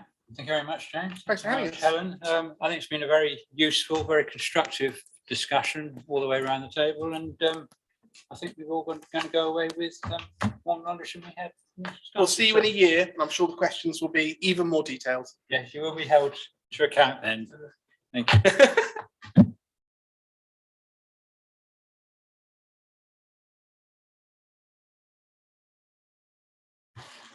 Right. Next item on the agenda is the report of the Council's Finance Performance 21-22. Interim Director of Resources. Thank you, Chairman. So as forecast at month 10, which is the last report you saw, the council did actually deliver what it said it would at month 10, which is unusual, and it delivered a £2.1 million revenue surplus. And let's just remind ourselves that was largely due to setting the cautious budget in lockdown in January 2021. And of course, there were ups and downs in each of the different services. We made £3 million worth of surpluses on a number of different things, largely not spending as much on the leisure facilities as Places Leisure led us to believe we would need to, because of a more favourable return to actually people going to the leisure centres. We had better investment income that performed better than we thought it would. And we got income through business waste and garden waste in areas as well that were better than we budgeted for, cautiously budgeted for, I should say. But also noting that there are areas of overspend as well within the different services and the rising cost pressures. So the HVO fuel increases that we've already talked about, HVO fuel prices are increasing a lot. And also some of our contracts are as well in terms of tech. They're going up by CPI. CPI is high at the moment, 9% or so. And that spells obviously risk for 22-23. So we've managed it in 21-22 with an overall surplus. The pressure will be on during 22-23, along with all the salary inflation as well. So from a revenue side, I think we've performed well. On the capital expenditure, as I say this every year, we didn't perform as well as we should have done. We've spent 56% of our capital programme, so that's 4.7 million out of 8.3 million. Some of those decisions have been deliberate, where we haven't replaced vehicles whilst we work out which vehicles to buy. As you've just heard, I won't go back over that, but the refurbishment, electric, reuse strategy has been put into place, and now we can go and actually buy those vehicles because we know what we want to actually buy. And some of them, there's an element of over-optimism every year, of course, but some of them are due to circumstances where the death of an owner, for example, on an industrial unit meant that we had to deliberately pause that whilst the family worked out what they wanted to do with that. And some of these numbers are quite big on some of these amounts. But overall, I think it is disappointing that we haven't achieved more of that capital programme. And unfortunately, it's an annual occurrence that I sit here and have to say that. I would say that some services are learning from it. So, for example, parks are now getting into their projects. The fact that the first year is quite often the consultation period, that they have to go and discuss with the users what it is that they actually want. For example, for the skate park, which was in the 21-22 programme, they've consulted, and they are now hopefully going to actually build it in 22-23. So that year they spent consulting will hopefully deliver a better skate park. But it does mean that they need to build in that period before they can actually deliver it. Moving on to reserves quickly, just to touch on those. So the general fund reserve, as it stands at the moment, it's not yet completed. It's not been audited. It's a general fund of around about £13 million and earmarked reserves of £22 million. We've got to remember that last year's general fund position was artificially inflated from the impact of receiving a lot of Section 31 grant at the year end, which was right at the end of 2021. And that paid for the collection fund deficit, which also occurred, but the timing is such that you get it in 1 year and you pay it off in the following year. So that money, that £7 or £9 million or so, has come out of one and back into the other to fund that deficit. So it's a timing issue there as well. Remembering that our general fund reserves have been between 12 and 15 million pounds for the last 4 or so 5 years, and therefore the predicted or estimated position of 30 million is within that sort of parameter. The earmark reserves have increased. We got £3 million of the new homes bonus, and we didn't need to draw on that to fund any of the infrastructure that we would have done perhaps had we spent more of our capital programme. In terms of the performance side, very quickly, just to let you know that obviously there are 3 below targets. You've got a slightly different report this time in front of you that sets out what the performance has been in Q4, and then underneath that, in the line underneath, is the annual consolidated amount that obviously 4 quarters worth. There are 3 that are below target. 2 of those are due to the uplift or effect from the courts reopening post-lockdown and the impact that that's had on temporary accommodation, and also those in bed and breakfast accommodation. We're finding more people going into those having been evicted effectively. And attendance at the museum, which was closed for half the year, so our attendance has been down. There is one indicator that is not yet complete, and I think that's on page 56, which is on reps and benefits 05, hasn't been yet completed, and he's finalising.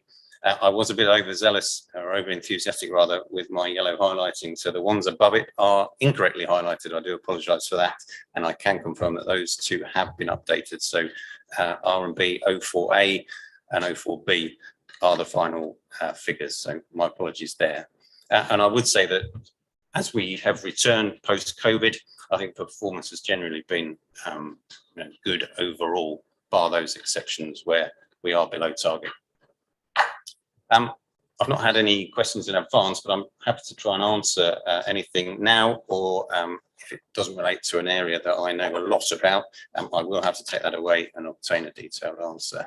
So do fire away then.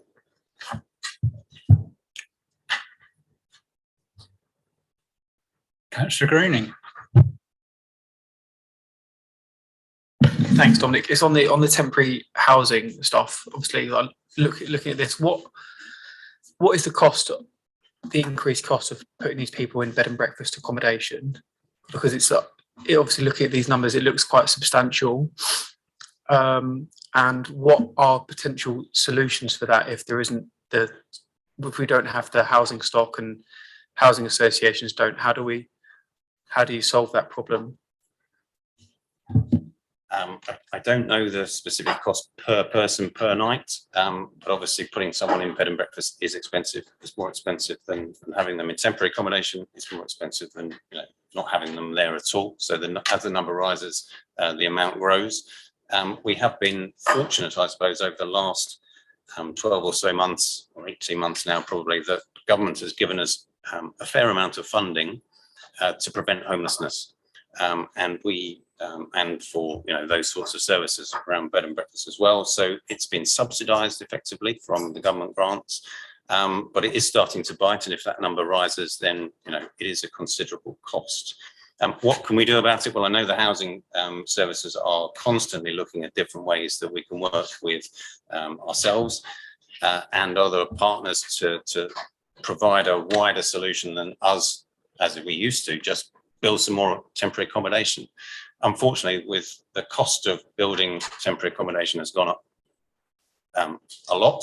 Building inflation is 13, 15% or so. So just and it takes time to do it as well, doesn't it? So there's no quick fix to any of this, but working with different partners, working with Turning Tides, working with others that we can work together on different solutions to bring together will hopefully at least keep a limit on that increase and hopefully bring it down at some point. Thank you. Can I come back? Is that okay, please? Could you provide, that is a really comprehensive answer. Could you please, in writing, find out the cost per person per night? Would just be interesting. Thank you very much.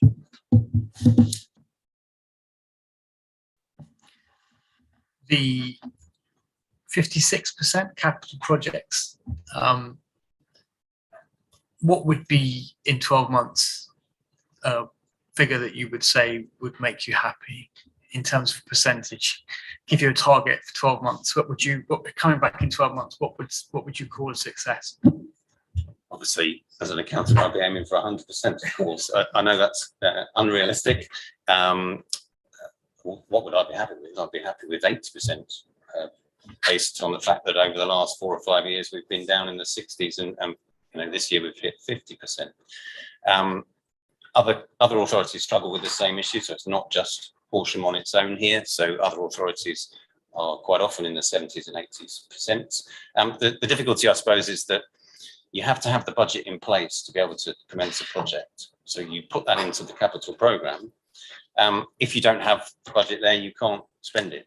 So you're putting something in knowing that you probably won't spend it all.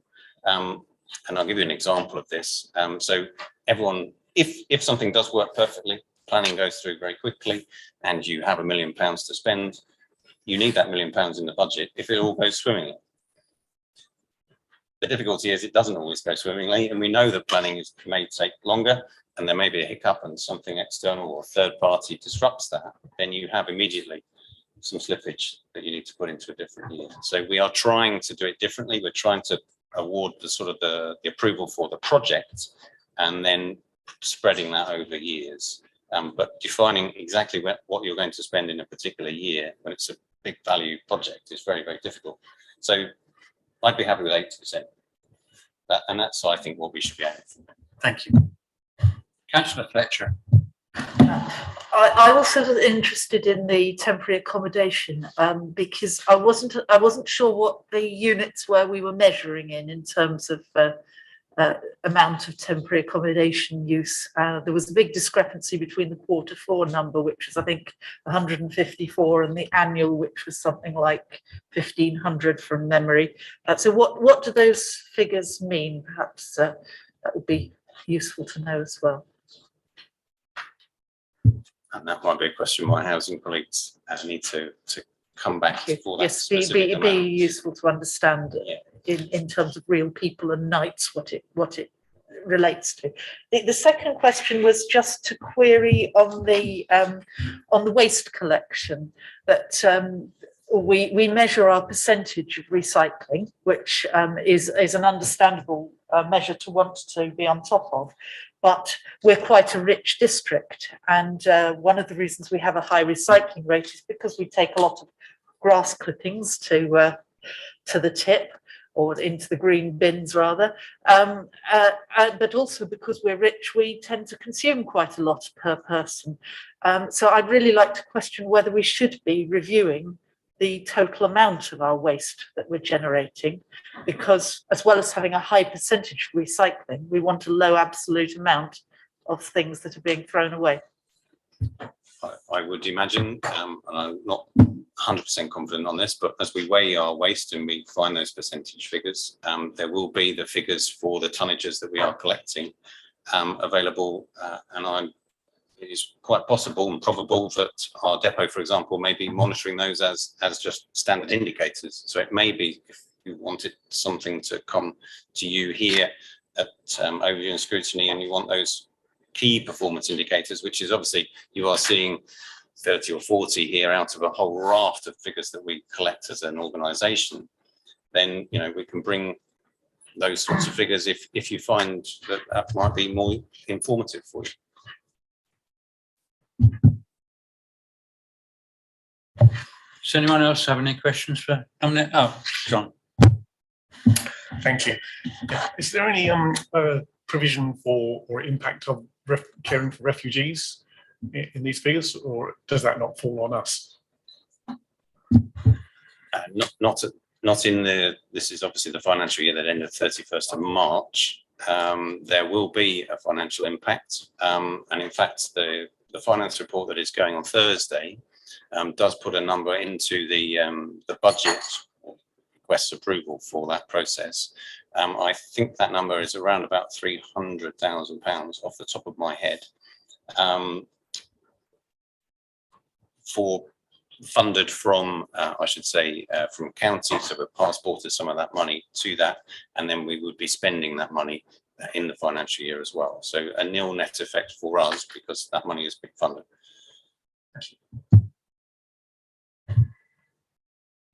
Bob. Yes, thank you. Going back to the question of people in temporary accommodation, if the numbers of homeless people increases and the officers are finding it difficult to cope, do we have any contingency plan in place for dealing with a surge in numbers at present?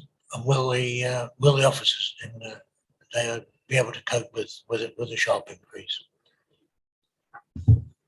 Do you mean in terms of capacity of the housing team to deal with it? Yes, there are a number of people in the housing team who have to deal with these cases, especially if they're finding it difficult to find accommodation. You can end up running around in circles. Absolutely, and therein lies the pressure, I suppose, from demand. So that as the demand increases, we have to react, and we will do so, because we don't want to see anyone left out on the street if we can put them somewhere which is a safer environment, and that's what the housing service is built around. Will they find it difficult? I imagine yes, they will, and as the numbers increase, it becomes harder and harder. Will they be able to cope with that? I suspect they will. And we're also, it's not just Horsham on its own. We're talking all the time within West Sussex to our colleagues at other authorities. They're experiencing similar difficulties, I'm sure. But together, collectively, we're working together to make sure that no one in West Sussex is left stranded. And where we can help each other out, we will do, whether that's capacity through teams or actually locating people in other different boroughs. Again, though, a more comprehensive response is probably something that I can source from the housing team to help allay those concerns. Councillor Clark. Thank you. I don't expect an answer to this, but I always like digging into the appendices. And I note in one appendix to do with strategic planning that actually there's a report we've received, which is news to me, that there is no new station on the line which is feasible in the short to medium term, which has a direct impact on the employment space in North Horsham. I find that's quite worrying, because it's new, because there's been no, to my knowledge, evidence of this, and nobody's said anything about it. I don't expect an answer back from you, Dominic, but I think this needs to be picked up with strategic planning. I can can pass on that and get someone to come back to you. Councillor Fox. Thank you, Chairman. Yeah, just a small thing. I've got slight concerns about the KPR targets and how they're dressed up. For the sake of transparency, shouldn't it be reported as more than, less than, or equal to, rather than close to? It's somewhat misleading. I mean, for example, the fourth quarter targets show 76% above target, 9% close to target, and 12% below target. Shouldn't that be 21% below target? In black and white terms, yes. It's the way that we to do it. So if you're missing it by just a tiny amount and it's close to, then that is obviously coded as an amber, that it's nearer than some of those that are red. It's just to help you distinguish by a traffic light to see which ones are, you know, okay, but still need more work on them to get them to the green, and those that need an awful lot of work, and it's to focus your attention. It's the way that that it's presented. Yeah, but you're right. Yeah, you could look at only the green ones as those are the only ones that we're doing correctly, and everything below that needs attention, and is getting that attention as well from officers. Councillor Jupp. Thank you, Dominic, for coming to see us this evening. And I again have to register my dismay that the Cabinet Member Finance is not with us in order to talk through his portfolio in a similar manner to James Wright has done earlier for us. I know I say this every time that we have financial figures, but I believe it to be important if this committee is to do its work properly. Could I just come on to page 33 when we talk about KPIs, and my colleague has just mentioned this. On the penultimate paragraph, we're told that 28% showed a worse performance compared to previous years. That's quite a high figure for me, anyway. And there is a comment that we've improved, but there's no comment about those. Nothing has been itemized as to where we've had a worse performance. And I wonder whether or not that in future could be brought out in your summary of where we're going. I share Councillor Stannard's question about capital programme.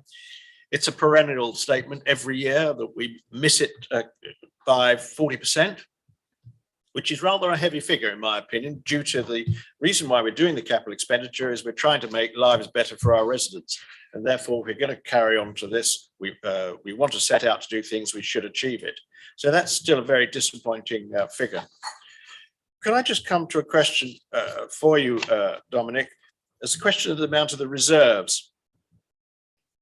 And I think I understood from you that currently we have a general reserve of £13 million, which last year was bloated because of all the COVID grants. Is that right? And I can recall that talking to your predecessor, who's now the chief executive, the advice that we had was that for a council of this size and its expenditure levels, a general reserve of £6 million would be appropriate. Now, I may have misheard or misremembered. It's quite easy to do at my age. But if it's £6 million, it would be the norm. And we are sitting on £13 million. We have a very, very healthy financial situation. And perhaps you could just comment on that. So I think it was back in 2012 that the members decided that £6 million was the sort of the minimum level of reserve that we would have in our general fund. If our net expenditure is around about £11 million per year or so, then that would be unusual to have a whole year's worth of net expenditure in your general fund reserve just sat there just in case. So obviously we are slightly higher than that. I think I could agree with you in terms of having too much reserve. As an accountant, of course, and a pessimist, I am therefore, would always caution against spending those reserves on something that doesn't give you a financial return. So I like to have a little bit of comfort with a larger reserve level, whether that's too high, that's for others to spend it wisely. If I may come back, Chairman, yes, I think you're a belt and braces man and two woolly jumpers. I would like, and it's not for you, and it's probably a political thing, and it's a pity we haven't got the cabinet member here tonight to comment on this. But I think that we should be mindful that there's little point in having 13 million pounds in reserves if your annual expenditures are only 11 million. It isn't as though our income is at risk any sort of manner of running a company. So I think that does need to be looked at. Can I just come back on that? So it's obviously, that's our net expenditure of 11 million pounds. So we have 35 or so million pounds of expenditure and 20 something million pounds worth of income as well. So that's the net position that we're in there. I understand that, but we're way above what your predecessor thought would be a prudent level for a council at this stage. Can I just ask a question, if I'm allowed to, in part one, whether or not the debtors list on the commercial, do you regard leisure facilities as part of your commercial rents? I'm not quite sure how I should couch this. There is a particular property that we own and lease that in previous times we heard that there was a considerable amount of rent still outstanding. Yes, it is on that list. It is on that list, and it still is outstanding. Name that I'm yes. You're thinking. Am I right to assume that this council has taken all appropriate legal action to recover that debt and not let it mount up? Well, as you can see from the list there, so there's a position in March and a position in May, and I think one of those has decreased. So. Yes, but am I right in thinking, I don't know who this falls under, probably the chief executive, are we taking appropriate action to recover this money or not from this particular tenant? They are paying. Sorry. They are paying. But they still have a debt. They still have a debt. They happen to be operating a particular facility, which I believe, if I read elsewhere, is jolly sight popular than it was 2 years ago, pre-COVID, if I remember rightly. So I really do think that this council needs to get a grip on the situation.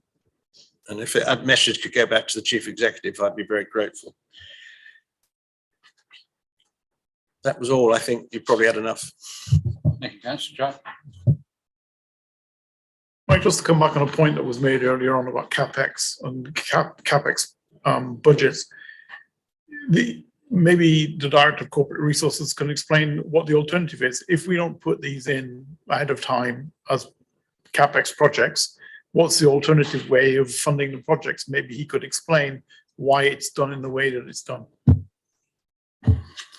Because currently we would have to keep coming back to council, full council, for approval for any additional budget that we would require for each capital project.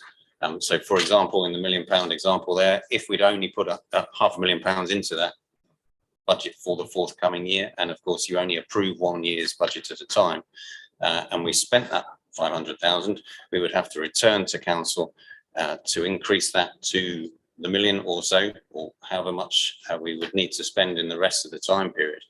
And then A, that is inefficient from a time spent doing the bureaucracy, but also B, if we want to continue to build in that period and we're having to wait for a council meeting, it's inefficient from actually delivering the building, whatever we're actually doing.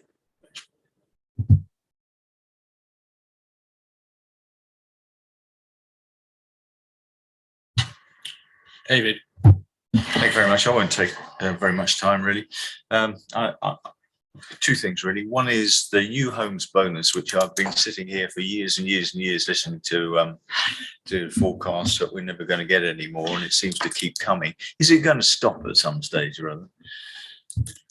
I believe it will, and as I've said for the last 5 years, next year will definitely be the last year. We are waiting for, I suppose, the government reorganisation from everything to do with the fair funding, to do with business rates, all coming together.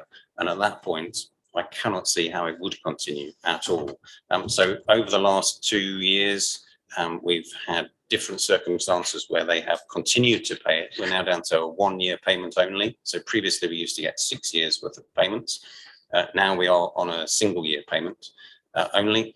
And that signals to me that, you know, at some point, and I will get it right 1 year, it will end.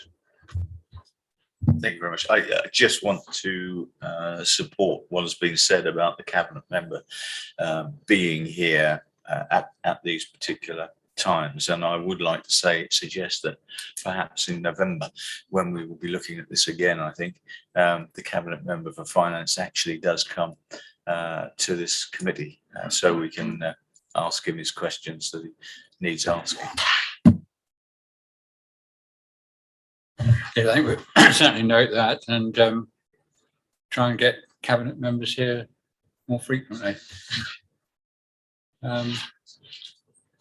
Councillor Boffey, is that your hand up, or is there anybody else that wishes to ask Dominic anything? No? Okay.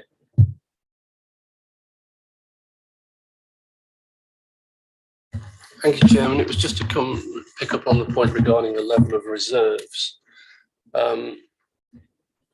Correct me if I'm wrong, but I believe somewhere in our plans we have a conservative estimate on what we think decarbonisation is going to cost of something in the region of £30 million. Yes, and that's a finger in the air. We have 30 to 40 million pounds. Some of that, of course, is just the infrastructure cost that we would have to do anyway, and some of that is the extra additional carbon reduction in there. So yes, we have got a lot of expenditure. But we don't actually have an earmarked reserve at the moment for that, presumably because we can't quantify what the exposure actually is, but we know it's there. So if you know, I think I would say that's useful context for the level of our reserves, because if we were to take some, you know, I'd rather have 13 million available than 6 million at the moment when we know that we've got that kind of exposure, I think. And you know, if we were to do something that meant we didn't have that level in reserve and then we suddenly had to find it from later on, where would that sort of level of money come from? An extra 7 or 20 million pounds or whatever? Yeah, we would borrow to fund some of those items. And the borrowing cost is increasing slightly, but is still relatively, compared to historical times, you know, cheap to do. May not be the case in the future. So I would suggest that probably we need to look at making sure that while we have these levels of reserves, we get as high a return on those assets to back them as possible. But if it would make members more comfortable, perhaps we could look at having a earmarked reserve for that exposure to things in the right buckets. Definitely something that I would be pushing for, and talking to colleagues as well, that I think we should be setting aside, even if it's a sinking fund, for example, because we know those changes are going to be needed at the leisure centre, taking something out of revenue that we are getting from the contracts in leisure and putting it into a sinking fund, knowing that we need to spend it. We've done a similar thing with our rural car parking income. From the introduction of those discs, you know, we're setting some of that money aside each year for spending on the work that we have to do on that. So it's a well proven avenue that we should be looking to do. Thank you very much. Thank you, Dominic, for a very useful report there, and very pleased to that you do that. Okay, the next item on the agenda is task and finish groups. We don't currently have any task and finish groups actually meeting. It would be very helpful if members could bring forward suggestions for task and finish groups so that we could discuss them at the next meeting if they have any. I mean, it is one part of the ONS committee's ability to try and shape council policy using task and finish groups, and I think we should be trying to build on what's been done in the past on that. The next item is Councillor Japp. Yes, thank you. Looking at agenda item 12, which I think we're on, I've just a couple of points, if I may just raise about the work programme. We've got review of council budget medium-term financial strategy, both for November and January. They are looking at I take it the November one is looking at the draft proposals, and the one in January is going to council for approval. Is that correct?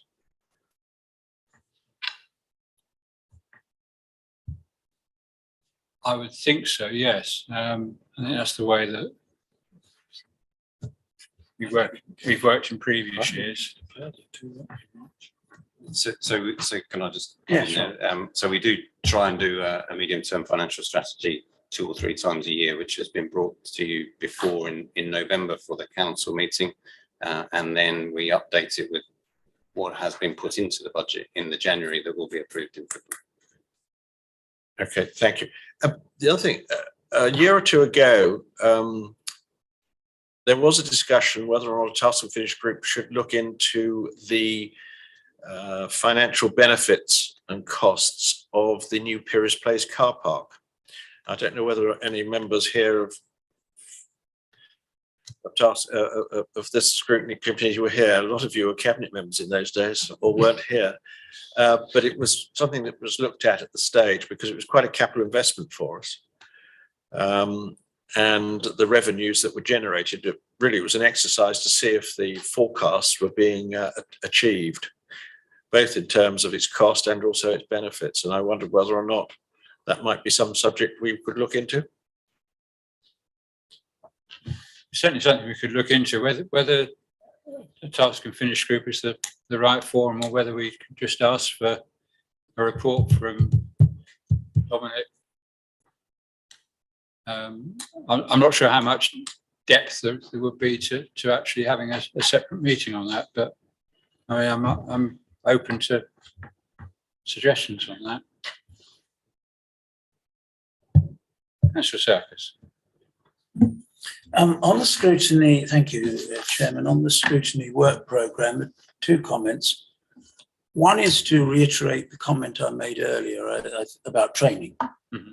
I think that's very important, that there should be regular training that is aimed specifically at getting members to fully understand within the sort of modern local government structure what the purpose of scrutiny is.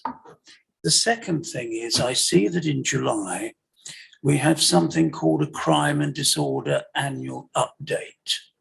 Who provides that update? And the reason I ask that is for this reason. I'm very conscious, both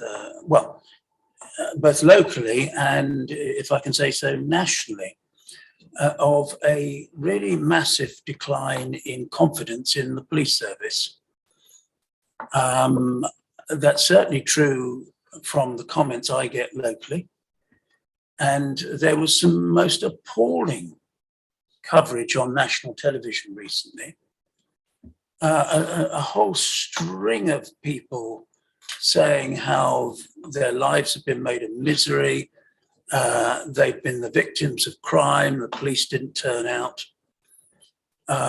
In some cases, they had hard evidence of who had stolen their motor car, where it was and who'd done it. They had evidence and the police just were not interested. And so I think there is a massive decline in confidence in our police force. That's my experience, and that's, you know, not just from what I've seen on national television, but also what people tell me at parish council meetings and locally. Who then provides this update? And is there a possibility of having somebody who we could hold to account for what I think is the appalling state of policing in this country and in this district? Anyone remember?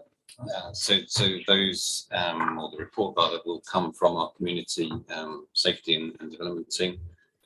They are waiting on some figures from the police. Otherwise, they would have been at today's meeting. with that report. So there's a slight delay while they wait for those figures. I'm sure we could ask someone to attend if you would like them to do so. And they'd be happy to present their report. When I first became, thank you. When I first became a councillor, every parish council, and I've got quite a number in my patch, every parish council meeting had a police officer there to report on what the state of local policing in that parish was. And then it got reduced to a written report, and then eventually no police presence at all. And I think it's important to have somebody here, somebody of authority who we can question. It's one thing to look at a lot of, and no doubt since these figures will have ultimately come from the police, they will have been massaged to put a good appearance on the situation. I think we need somebody here who we can hold to account, because I don't know what other members feel, but I think the state of the situation in terms of crime and disorder is not a good one. I don't think anyone's going to disagree with you, sorry. And yes, certainly we will endeavour to get someone to come and have their feet roasted. Can I just go back to Nigel's question about Curry's Place? I think my suggestion is that we have asked for a written report for the next meeting, and if we think that we need to look at that in more detail, then if we can set up a task and finish group coming out of that report, would that be acceptable? I think that's ideal, yes. I think if you go back into the minutes, there was a comment about Curry's Place, but it was a couple of years ago. Time's flown by with COVID, but Thank you. David. Yeah, can I just follow up on Philip, sir? Because I think we ought to take the bull by the horns and have the Police and Crime Commissioner here. Yeah. Because after all, we all vote for her or we don't vote for her, depending. But actually, she has a responsibility, and I think she should be prepared to come to this district and actually answer some of these questions. Because I think it's probably, you're not going to get anything dramatic from the police themselves. I think she's the one. To say everything's an operational matter, you know that, David. You may be right. Okay, well, we will send out an invitation and see where we get. Ruth. Could I suggest, following on from Councillor Jupp's suggestion about the Perry's Place car park, that if it's not too difficult, we could also extend that slightly to look at the equivalent figures, because we've been investing very widely in our car parks recently. So we spent, £250,000 roughly on the Hurst Road car park. And then there was there's the rural car park update. So it would perhaps be useful to see how the figures stack up for our car park investments. It's been quite a major area of expenditure recently. Okay. Okay. Yes, we take that on board. John. Thank you. Yeah. Another possible subject for a task and finish group, relating back to what we were talking about earlier on, is actually on the metrics of certainly environmental and emissions issues, because it is a very complicated subject. Councillor Serkis's comments earlier, I'm aware of the figures on those as well, and they are misleading because they contain, if you're going to renew a building, most of that cost is actually new kitchens, but it all goes down as a green figure. It's misleading. So I think they are very complex. And to be fair, as Helen said earlier, it is very difficult to work out how to measure a lot of these things. But it's so important. It has an impact on every portfolio now. And I feel that we need to establish and agree metrics that we can stick by and everyone understands. Because at the moment, I think misleading statistics are going out that actually misrepresent the situation very considerably. So whether this is done by TNF or some other means, I think we need to do something. I think perhaps if you can provide some sort of written proposal for the next meeting, John, then that would be a very good base to start the work. So, yeah. That's the job. Thank you, Chairman. Can I just come back to Councillor Serkis's question and suggestion about crime and disorder annual update? That portfolio, if it is a portfolio, falls under which cabinet member? Is it Liz Kitchen or Tricia Utan? Tricia Utan. So if we have that discussion in July, I hope you'll be inviting the cabinet member to attend. And may I suggest, taking the point that Councillor Serkis made about police commissioner, about operational things, perhaps we can ask there is a person, I can't remember his name now, or her name, at Horsham Police Station who deals with our district on operational points. So you get both sides of the story. You both get the policy, but also the operational point. Because we have had some quite recurrent antisocial behaviour issues, not only in one or two of the villages. I think we take all those points on board and hopefully have a useful meeting next time on that. Can I just ask who will actually do this? Because who will actually invite these people? I mean, we talk about it, but do you actually want someone to do it, like actually write? Because you're not going to get the inspector in charge of Horsham Police to turn up with 24 hours notice, because obviously he has a great deal of work on his plate. So if we're going to bring him in July, we need to get on with that. Yeah. Can we get cabinet services, committee services to start that? Yeah, we'll be in contact with you, Tony, and we'll okay. create the invitation We will together. do it. Apologies, Chair. Yeah, Chair, yes, yeah.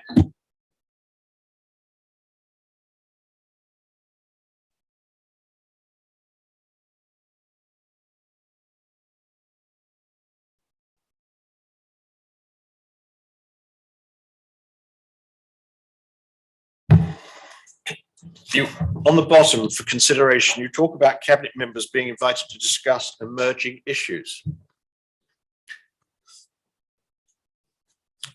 So this committee might be able to comment on emerging issues or policies. Is that something that you have in mind, Chairman?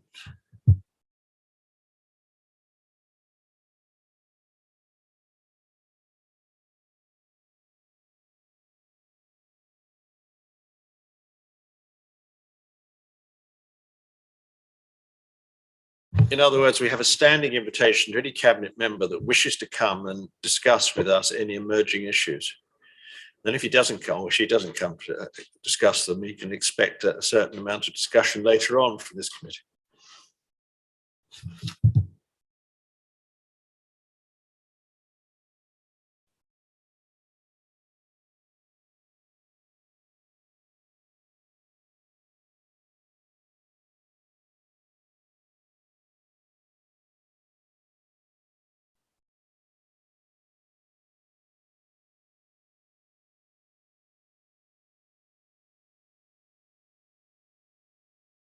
I will pass on to the leader the necessity that they attend.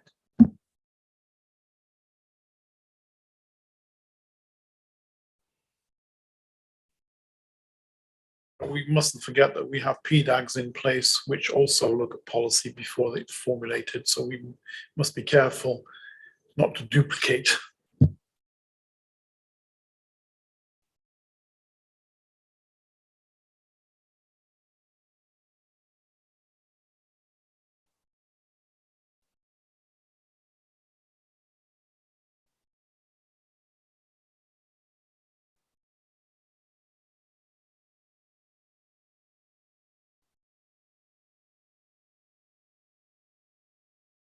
Can I just come back on this, because this is important, and Councillor Serkis has raised this issue about training. One of the issues that I had with overview and scrutiny over the years was that when we had our training, and we've had several issues several times with that training, was that scrutiny should be involved in policy preparation and having an input into what the policy is going to be rather than commenting on it when it's been delivered at cabinet and then at council. So I think it's very important that actually we do have an input, and we do have the council, the cabinet members here, because that's part of our remit, and that's what the government always envisaged scrutiny will be doing. So I think we should be taking this one up very seriously, not just sort of saying, yeah, well, we'll pay lip service to it. I mean, we should be, as backbenchers and as other members here, we should be actually having our input into this in a strong way. So PDAGs are very nice and you talk to them and all the rest of it, but actually scrutiny should have the teeth to do something. I feel very strongly you should be doing it. Take your point, David, and yes, okay. Nigel. If I could just add on that, I believe that it is government guidance that these issues, emerging policies are discussed with scrutiny. And in another place, I have to sit and talk to a scrutiny committee about what are emerging policies on my portfolio at West Sussex. Sometimes it's not so good, but there you go, you have to do it. Okay. Right. The cabinet forward plan, or the forward plan, sorry. Does anyone have any points that they wish to raise on this?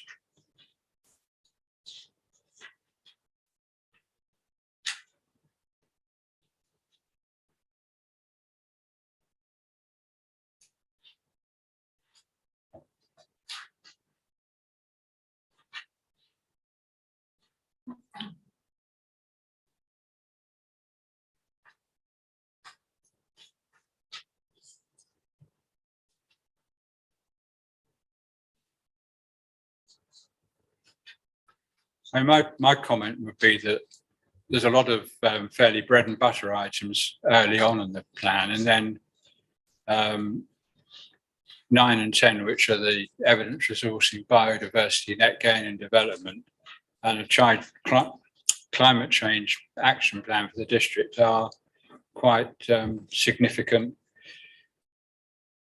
new direction. So I guess if no one's got any comments tonight, then we all need to go to the cabinet meeting on Thursday and hear what's being said about that.